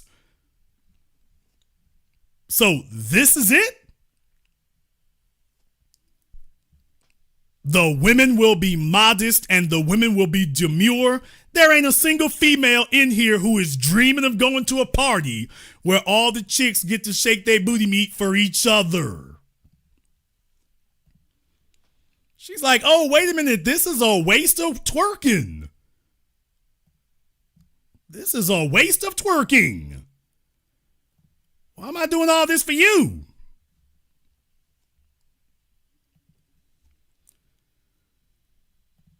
However, you might disagree. Therefore, the link to the Zoom is now available. It's pinned to the top of the chat room. You can go ahead and give me a call up. Some of you were disagreeing. This will be your opportunity to call me up and correct me. This will be your opportunity to call me up and correct me about it. If you had issues with the things I said, this will be your opportunity now to call me up and correct me and show me the error of my ways. In the meantime here, I want to thank everyone who has contributed to support a nice program on PayPal, Super Chat, Venmo. Shout out here to my man, Logic Before Emotion. We damn sure need some of that tonight. Thank you very much for your support, brother. We appreciate that. To Go, thank you. To Terrell Evans, salute to you, brother. Tom Slick, Fear the None, G-Mac, my man G-Mac, Sir Shy, Creole King. Brother, you should have been there in the house, brother. You missed everything. I heard it was a stone gas, honey. My man Walter, Jasmine, all the way from the West Coast, Sarah, and all the rest of you here. We appreciate that. We're going to take a very brief commercial, non-commercial break. When we come back, folks are already lined up over here on Zoom. We'll get to you and more. This is the Black Channel. Be the teacher, knowledge on the block. Got the kids learning, minds open like a lock. Books and skills from the east to the west. Bringing education, yeah, we're simply the best. Classes on fire, brains burning with desire.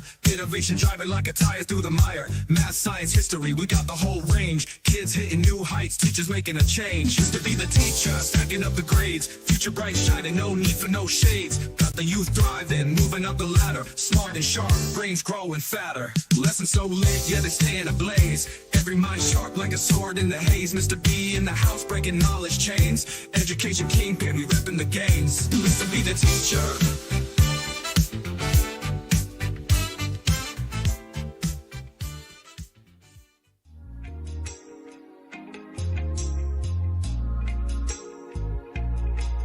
Order yours today to experience all the benefits of Ash Kickin' Body Butter. With skin so smooth and soft, you'll thank us for it. Shop Ash Kickin' online. That's ASHKICKIN.com.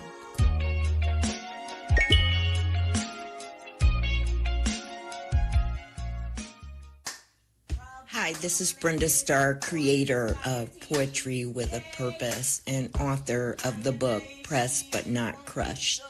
Pressed But Not Crushed is an anthology of political poems that address current and historical issues in American descendants of slave population and African American population. The book describes slaveries and its residuals, Jim Crow segregation, social depredation, and other relevant issues to American descendants of slaves and African Americans, including the current political climate that does not address our issues.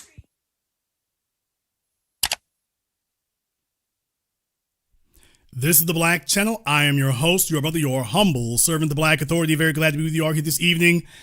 And the link to the Zoom is now open. If you want to go ahead and give us a call, or if you've had questions about this before, you are required, if my mods say you're supposed to call in, you are required to call in. We are discussing lessons from the failure of the Essence Festival. The reason why we're discussing this now is because they had announced that one of the lightning rods of the controversy, Caroline Wanga, has stepped down from Essence. They're trying to put a lot of this blame on her. Truth of the matter is, though, she had plenty of help in making this fiasco happen. So, but there are other lessons to be learned in the mismanagement of it. The Essence Festival has gotten older. The Essence Festival is not a spring chicken.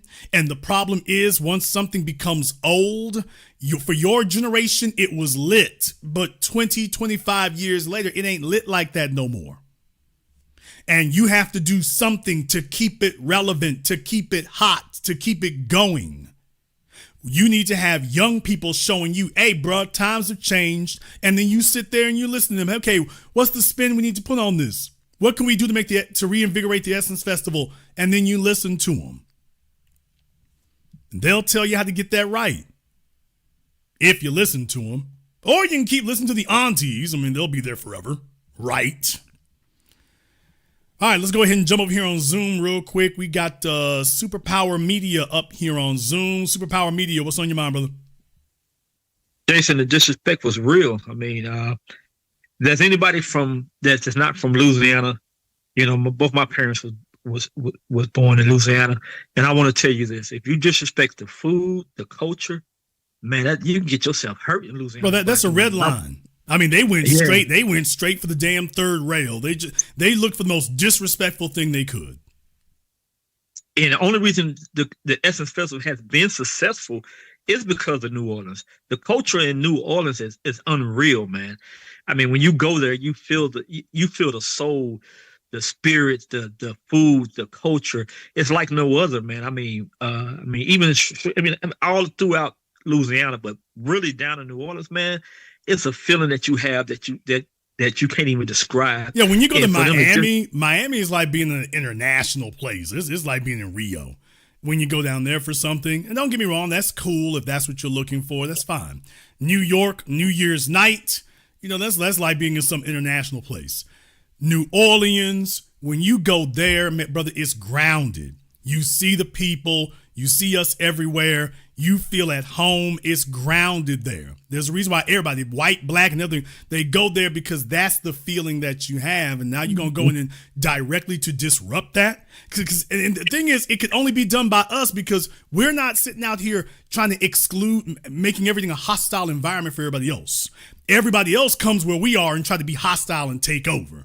We are hospitable to everybody. The problem has been that the hospitality is lacking where we're concerned when it's time to show it to us. Yeah. I mean, like I know you from Shreveport. If you go anywhere in somebody's house, the first thing they're gonna ask you, are you hungry? You want something to eat? They'll feed you. You don't even have to be family. And Jollof, man, please. That don't the gumbo and the jump. I mean, the food period in Louisiana is unmatched anywhere. I mean, that's disrespect. That's like, man, you mess around, get yourself killed talking about disrespecting the food in Louisiana, man. The culture, the people, you get yourself hurt, man. I mean, and without the essence being there, it can go away today. Is New Orleans is always going to have a festival going on. The second line. The funerals are if you've ever been to a funeral, man, you think you was at a Mardi Gras. So it's for them to come over and tether their way into our culture, man. It's so disrespectful, Jason, especially in Louisiana, man. I got a lot of love because my family's there, man. So that right there just disrespectful all the way, and it doesn't make sense. Be one, Jason. Thank you very much for giving us a call tonight. We appreciate that. Yeah, they thought it was going to be an easy win. They thought it was going to be easily divided. They thought, oh, this will be simple. And I'm just saying, all it ended up doing is it became a fiasco. It became a fiasco, and hopefully it will stand as a lesson learned. And now I want to go to the next step because there are other folks who are very worried about what they've seen here.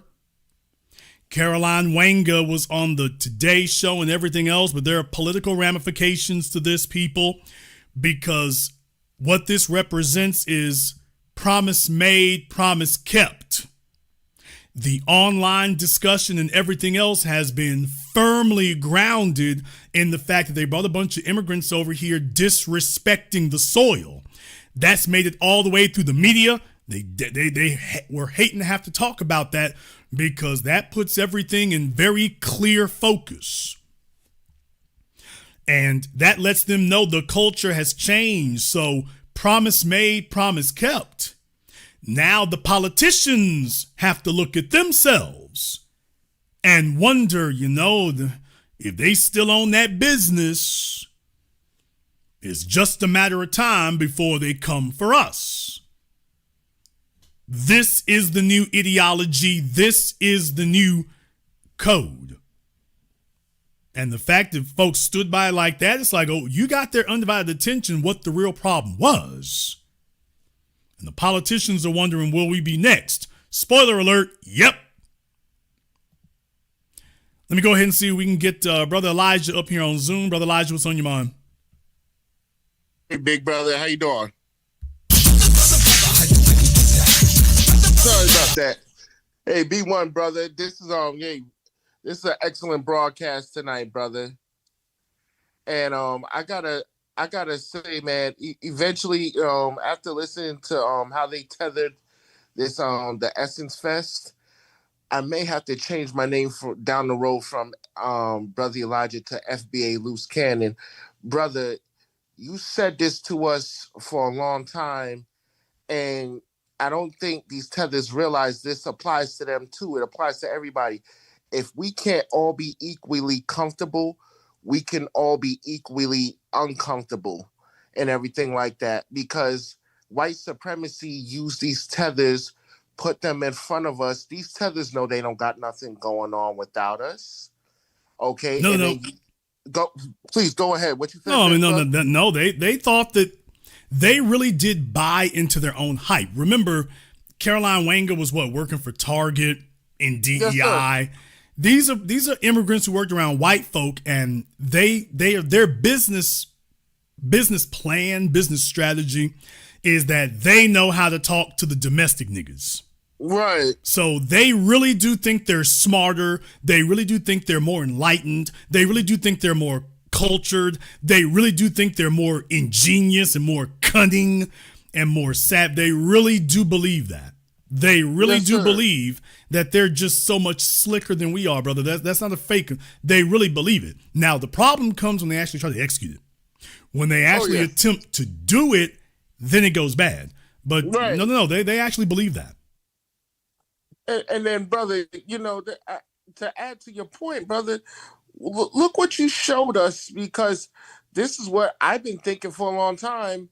Look what they tried to do, and you said it. You said it right there on the spot with those scammers on Power 105 and everything like that. All right, and then the nerve for these those Sambos over there giving these tethers a type of platform and everything like that. And you said to the effect let me just quote, they don't they will use us so they can put themselves up front and everything like that. Hey brother, this I gotta add. Yeah, it's like showing up for a Run DMC concert and then they replace it with a bunch of Afro. It's a Run DMC concert and then Run DMC sings one song and then the rest of the concert is a bunch of Afro beats and drill music. Right. From a bunch of artists you never heard of. That's what they were trying to do here. Take something that was highly familiar to the domestic base and then bait and switch. Right. The bottom line is this was supposed to be a bait and switch. They hijacked the festival. And then next thing you know, we also be bobbing our heads to Afro beats and it didn't work. Right. But I do have something to add to your point, big brother, because I was thinking about this for a while and only the FBAs have the power to do this. Look, brother, and you was mentioning it tonight in the, your broadcast. I'm not going to take too much time. Brother, look, I saw what they're doing. They're using these tethers to gentrify us out of the music industry. So instead of giving our talented FBA artists out there a chance, they want to promote to us Afrobeats. All right, they want to give us failed artists, and no disrespect to this young sister, not changing the conversation. Young sisters like Tyler, who she thinks she's Ali, she'll be the next version of Ali, and that will never happen. And the only reason Afrobeats lasted so long is because we allowed it. And I think, brother, it's time for us to start pulling the plug on it.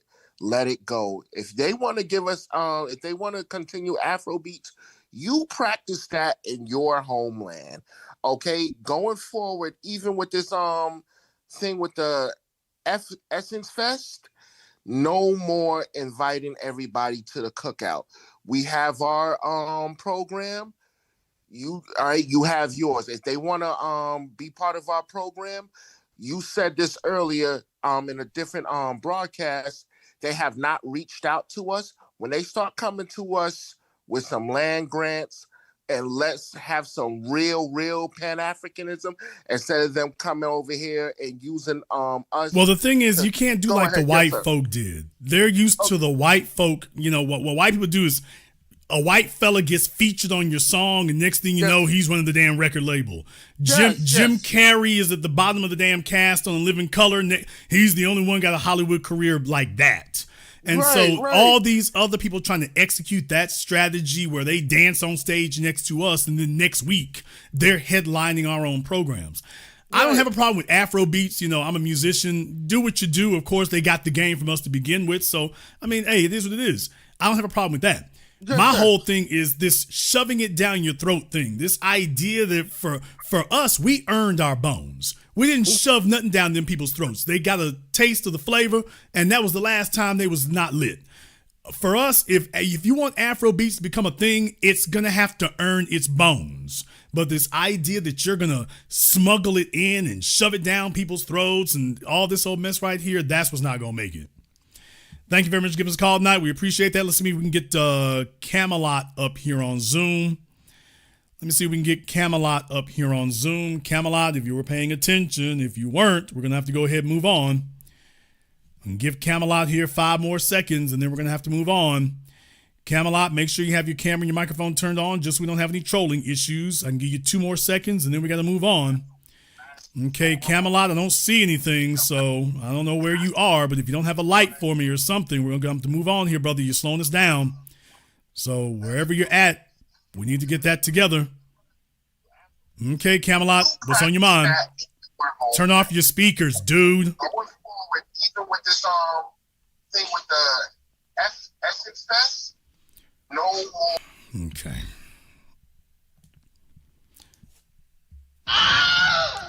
All right, brother, you pay attention. Call us back next week or next year. All right, Brother Robert, we got you up here on Zoom. What's on your mind? TBA, one of the greatest master teachers in the history of our lineage, and our anchor man of the new black media. I just wanted to say that. But real quick, TBA, the reason why I called them, bro, is because like you just had me reminiscing down memory lane, man. And I know you humble, but I gotta say this, you're a genius because you hit it on the nose. I went to Essence in 2002, I want to say. And to this day, TBA, it's like the greatest memory that I've ever had out of any major event that I went because it was so saturated in foundational Black American culture. Like Frankie Beverly and Maze, that night that they closed at the Superdome when we was in there, man, we was dancing with the Dallas girl. We Baltimore guys, TBA. We was young men. We were dancing with the Texas girls. One day we was down in some restaurant eating some etouffee. I don't even know how to pronounce this stuff. Over with the Mississippi girls. It was just the most incredible thing, man. Like one night, Jermaine Dupri had a party. Kid Capri was mixing, and at the same time, Magic Johnson had the party for the older people. It was just so perfectly done, man. It was so lit, man. And these tethers then came in here trying to steal something, man, and they just screwed this whole thing up, man. This was the Essence, everything about Essence was about foundational Black American, essence, you know what I mean, to use that word. And yeah, man, what they doing is criminal. Yeah, this idea that you're going to take our culture, package it, sell it off to somebody or whatever. There's where the issue, I mean, that's part of the issue.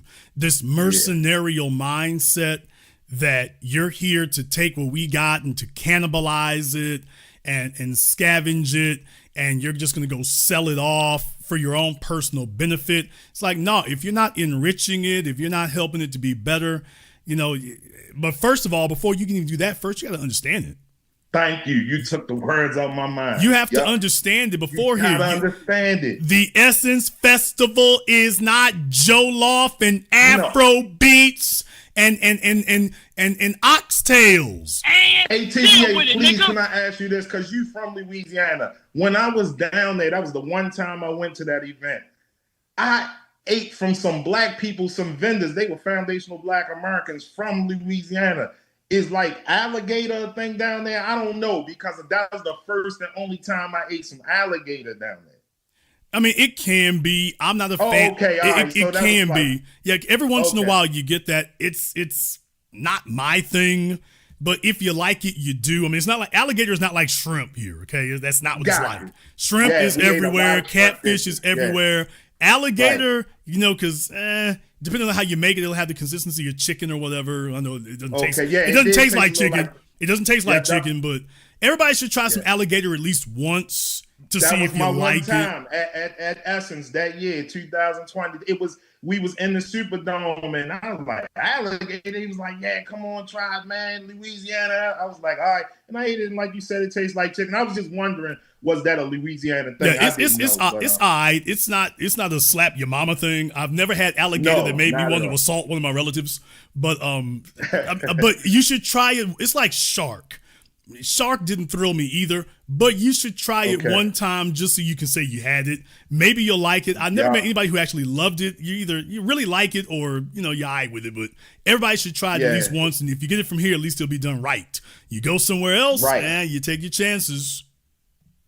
Yeah, it was nothing for me to write home about, but I don't want to tie the line up too long. It is always an honor and a pleasure to talk to you, brother, man. Keep doing what you're doing for our people, man.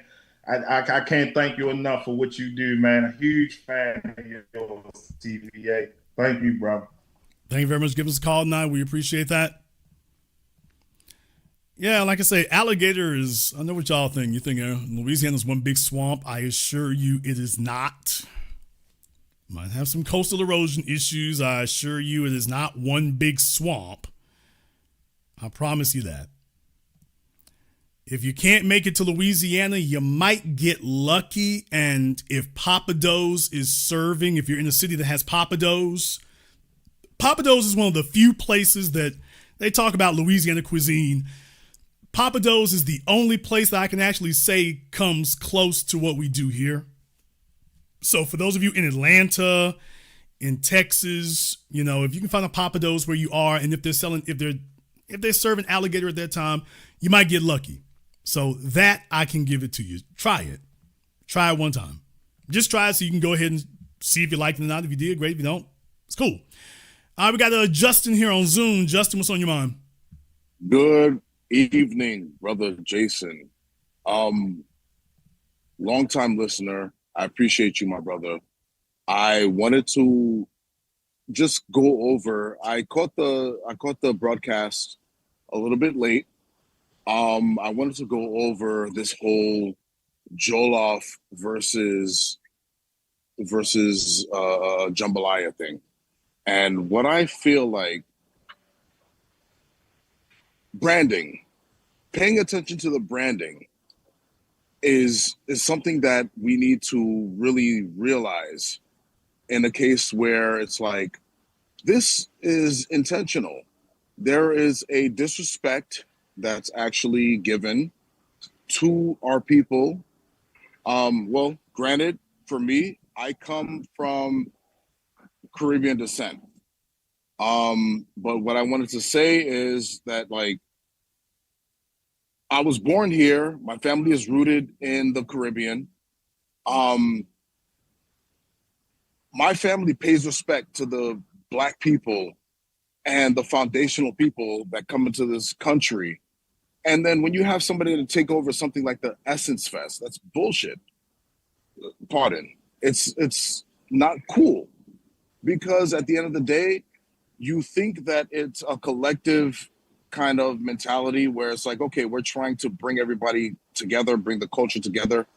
However, it turns out to be some kind of competition that, honestly, I've been told when I was growing up, where it's like, this is a Black American versus us kind of thing. Well, here's the thing, brother. That would be like us trying to host Carnival. You see what I'm saying? We know how to host a party, but do we know how to host Carnival? Nobody in the Caribbean would be looking to a fella from Louisiana to organize Carnival. Nobody. If they saw me show up, they'd be like, okay, this is just going to end badly. He may have great intentions, but it's very unlikely that this goes well. Well, why not? Does he actually understand the heart and the soul of Carnival and what it's about? That's the first thing they would say, and everyone would be like, that's not, you can't just watch Carnival on TV and then, okay, I can do that. That's not the way that works. I understand that. So how the hell do you think you can get your hands on the reins of something like Essence Festival and all? I'm going to show you all how to make Essence Festival different.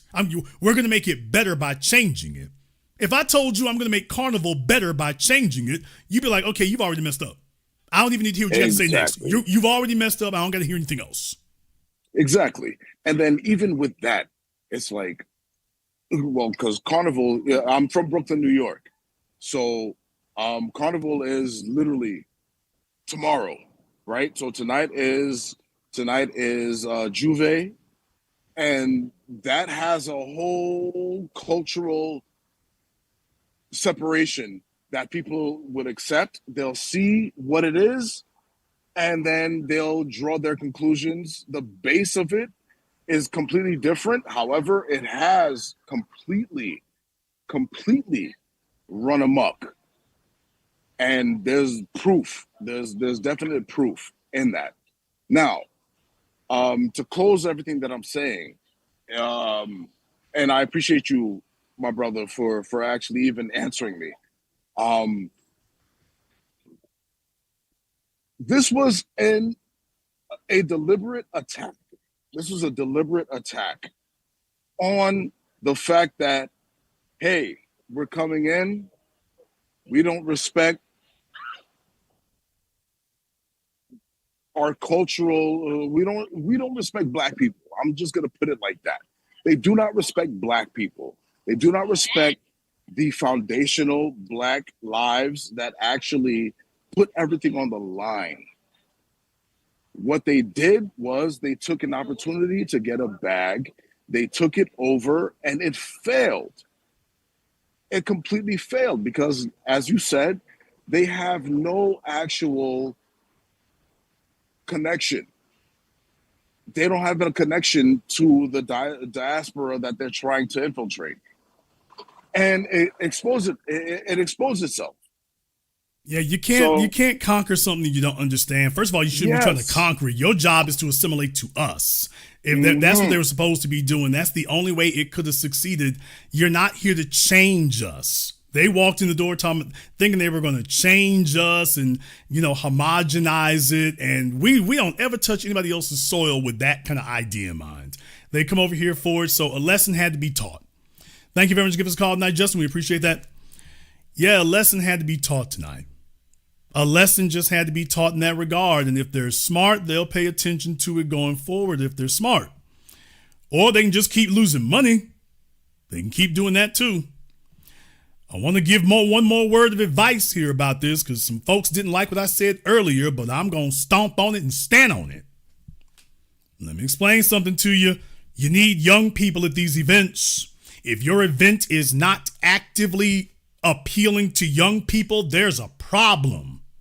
The pandemic taught us young folk don't really want to be sitting at home. People, I was in the biggest cities in America during the pandemic. Oh, I was traveling.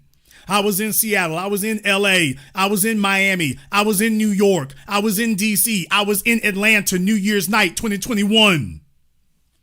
Whole bunch of Gen Z and Gen Alpha there. Well, not Gen Alpha exactly, but whole bunch of Gen Z there, man.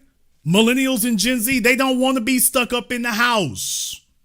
But most of the stuff you want to call them out for is whack. You're not talking to them. It's stuff organized by people who don't even understand them. Because you think you're going to make $1. You're not consulting them. You're not talking to them. You're not putting your finger on the pulse of why it is they like it. You're trying to figure out how to get them to like what you want them to like. As opposed to telling them, okay, you tell me what the playlist is going to be. You tell me what the fixtures are going to be. You tell me what the decorations are going to be. You tell me what the input will be for your generation. That's the way you're supposed to do it. You go to them. And as a result, it raises the bar for everybody. Well, Jason, what do you mean it raises the bar for everybody? Let me explain something to you here. If you are going to have auntie out there, on the floor, let me explain something to you. It creates a much more competitive environment when 45 or 55-year-old, God forbid, is out there on the floor with a bunch of 25-year-olds. She's going to be far less likely to come out there raggedy. A bunch of them going to turn to wallflowers. Yeah, it's not going to be a good scene. Miss Size 16 is sitting up here blocking the sun like an eclipse. Damn! Yeah, she's going to be far less likely. Everybody's going to step their game up. If you do mix those generations, it's going to be a catalyst for everybody to step their game up. Yeah, you might be in your 40s and your money is straight and this, that, and the other, but you got young cats in there. They going to be coming up there and it's like, I'll be damned. Where he get them dollars from? Competition makes everything better. When you got fellas, you might have some old heads up in there. They think they got it going. Then you got some young dudes who show up. It's like, let me show you how it's done. Okay, it might work. You know, with the YNs, the YNs might make it. Then again, they might not. I don't know. The YNs might make it. Then again, they might not. I don't know. It's a bunch of young cats. They think they ready and they're not. All of us know that. You see a bunch of young cats, dude, he been hanging around a bunch of college dudes at the frat party. It's like, all right, bro, no disrespect, but he thinks he run it, but dude, there's holes in your game, young fella. There's holes in your game. But by the same token, that's going to require somebody. If you're going to be older, you got to be ready. You got to be ready. So that makes everything better. It's a more competitive environment. The 45 and 50-year-old females are going to have a different attitude if they standing next to 25-year-olds and 28-year-olds and 30-year-olds. She can't even pretend that she's got this thing locked down. There are too many damn options. She better act like she got some sense. And when you have a function that works that way, you see how you can structure this thing that it's actually very proactive and worth being there for. Now, I'm not necessarily saying you need to mix all of them because that doesn't necessarily go well. That doesn't necessarily go well, but how we doing with the Tom Joyner iteration here? How's that going? Okay, maybe if you don't want the young folk there, just tell me how the way you doing it now is going for you. How's this working out? You want to know why the men aren't there? It's just like he's trying to figure out how much money should I spend on somebody's full-time baby mama? Nigga, please. She done come to me with 2 C-section scars. And I met her at the Essence Fest. Well, all right. You took a peek in her car. Oh, is that a child support summons I see? Damn! Is that a child support summons sticking out of your glove box? Oh, me and him, we getting that worked out. Okay, well, all right. Essence Fest night 2.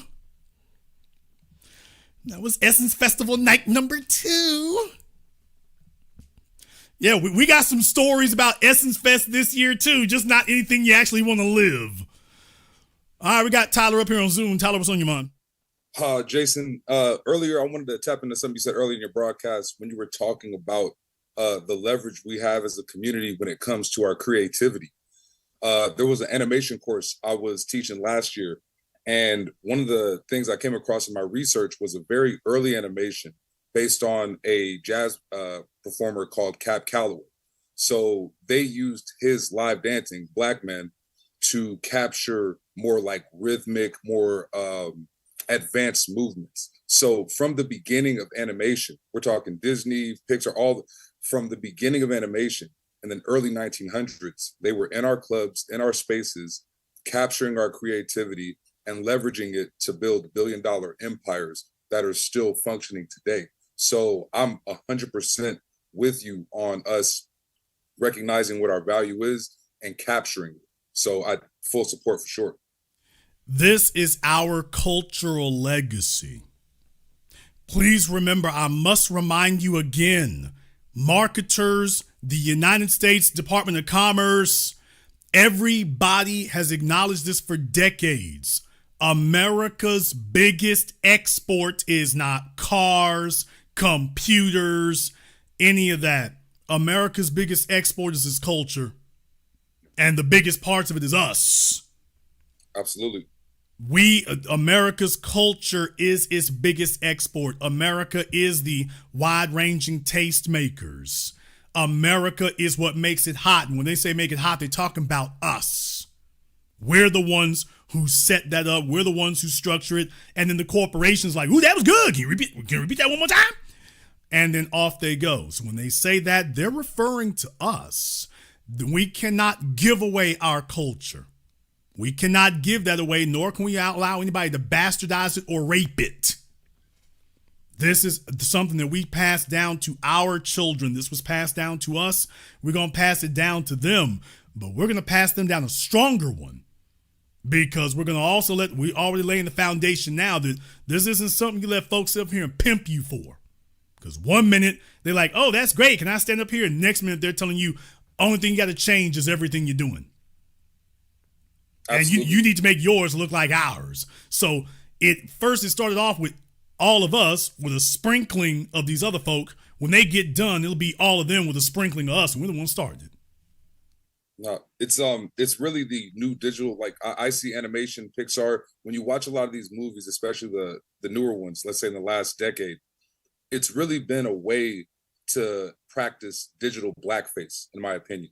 So they have these characters that have these black, connotations, these black motions, but then they don't have to pay any Black actors because they've captured the motion, right? And then AI is really just the newest version. They already had, like, a couple years ago during COVID, they had that digital rapper that was a white guy, and the only reason he got stopped, the digital version got stopped, is because it said the N-word.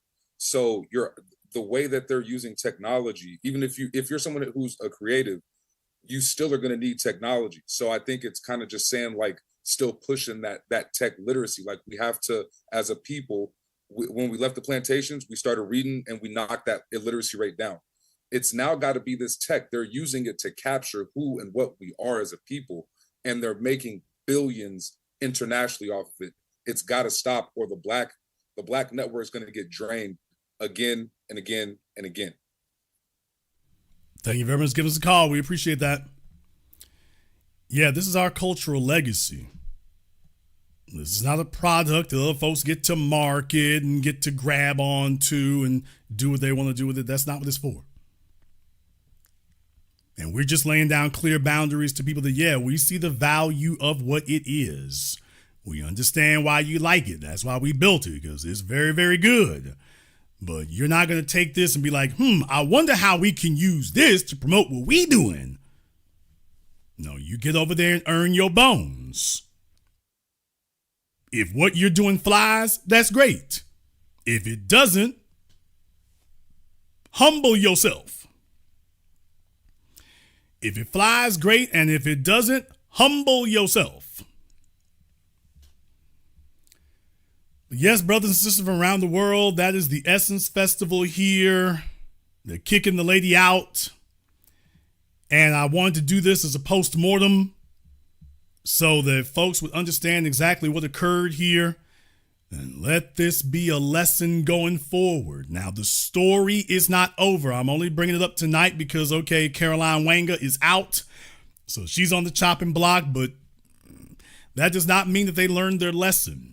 You know how these things go. They think they're going to go back and rework it and try to remix it and see if they can sprinkle a little spice on it and try to serve it up to you differently. To which I say, you know what? If that's the way it's going to be, and we need to go ahead and step in and do something different. Now, I am not Mr. Party over here. I'm not the rapper or anything else. I'm not Mr. Party over here. I'm not. That's not me. What I am letting you all know is that I'm not worried about the Essence Festival, but if you want to know what a smart move would be if they wanted to save it, same thing it's always been. And not worried about 5,000 people. Man, if you can get 500 people to show up, if you can get 500 people to show up and they are all the way invested and they are all the way in, dude, that's it right there. And everybody's going to be wondering what the hell you did. I am a firm believer in starting small. You start small. That's how you have something that is solid. When you are determined that you want to start big, by definition, you have to have a bunch of apostasy. By definition, it has to be apostate. You want true believers on the ground floor. You want true believers who actually believe in what you're doing. You want people who would go there and pay you for nothing. You want people who are really, truly invested in this. And from there, other people see the value of it. And, well, Jason, can you give me an analogy? I sure can. Fight Club. What? You have something of value. There's not a whole lot going on.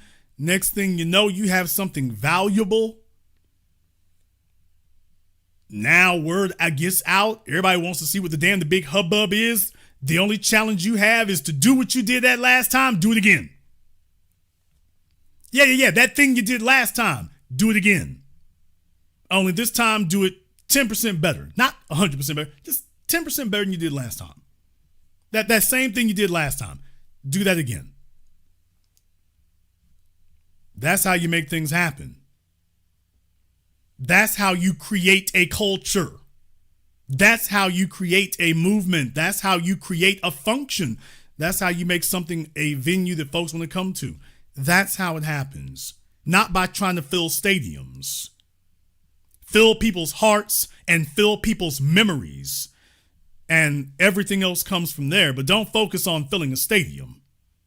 And you're not going to get anybody's heart walking in the damn door thinking you're going to hijack the place, offending man, woman, and beast. That's not the way that works. I mean, if you want to go out of business, that's the way that works. But yeah, that's not the way that happens.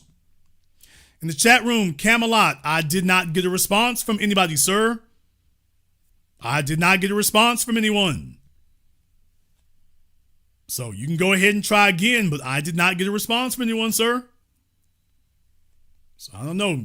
Between you and your man, I don't know what's going on with the internet connection, but I did not get a response. So try again.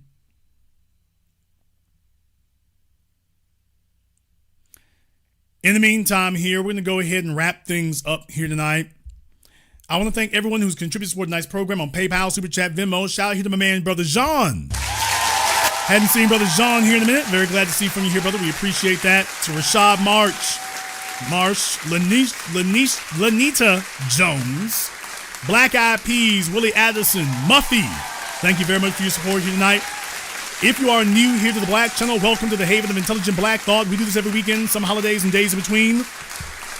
If you feel that we have earned it, click that red subscribe button and click that yellow notification bell. Join us each and every time that we're here. If you haven't been to our website, blackchannelfilms.com, check out our groundbreaking, best-selling documentary work, 7 a.m., Gentrified Race War, 8 a.m. soon here. Blackchannelfilms.com, that is blackchannelfilms.com. I want to thank all of you for tuning in to tonight's program, live or recorded. Thank you all for liking, subscribing, and sharing. And this concludes tonight's broadcast of the Black Channel. I am your host, your brother, your humble servant, the Black Authority. And until next time, all of my brothers and all of my sisters from around the world, remember, black is the future and the future is respect.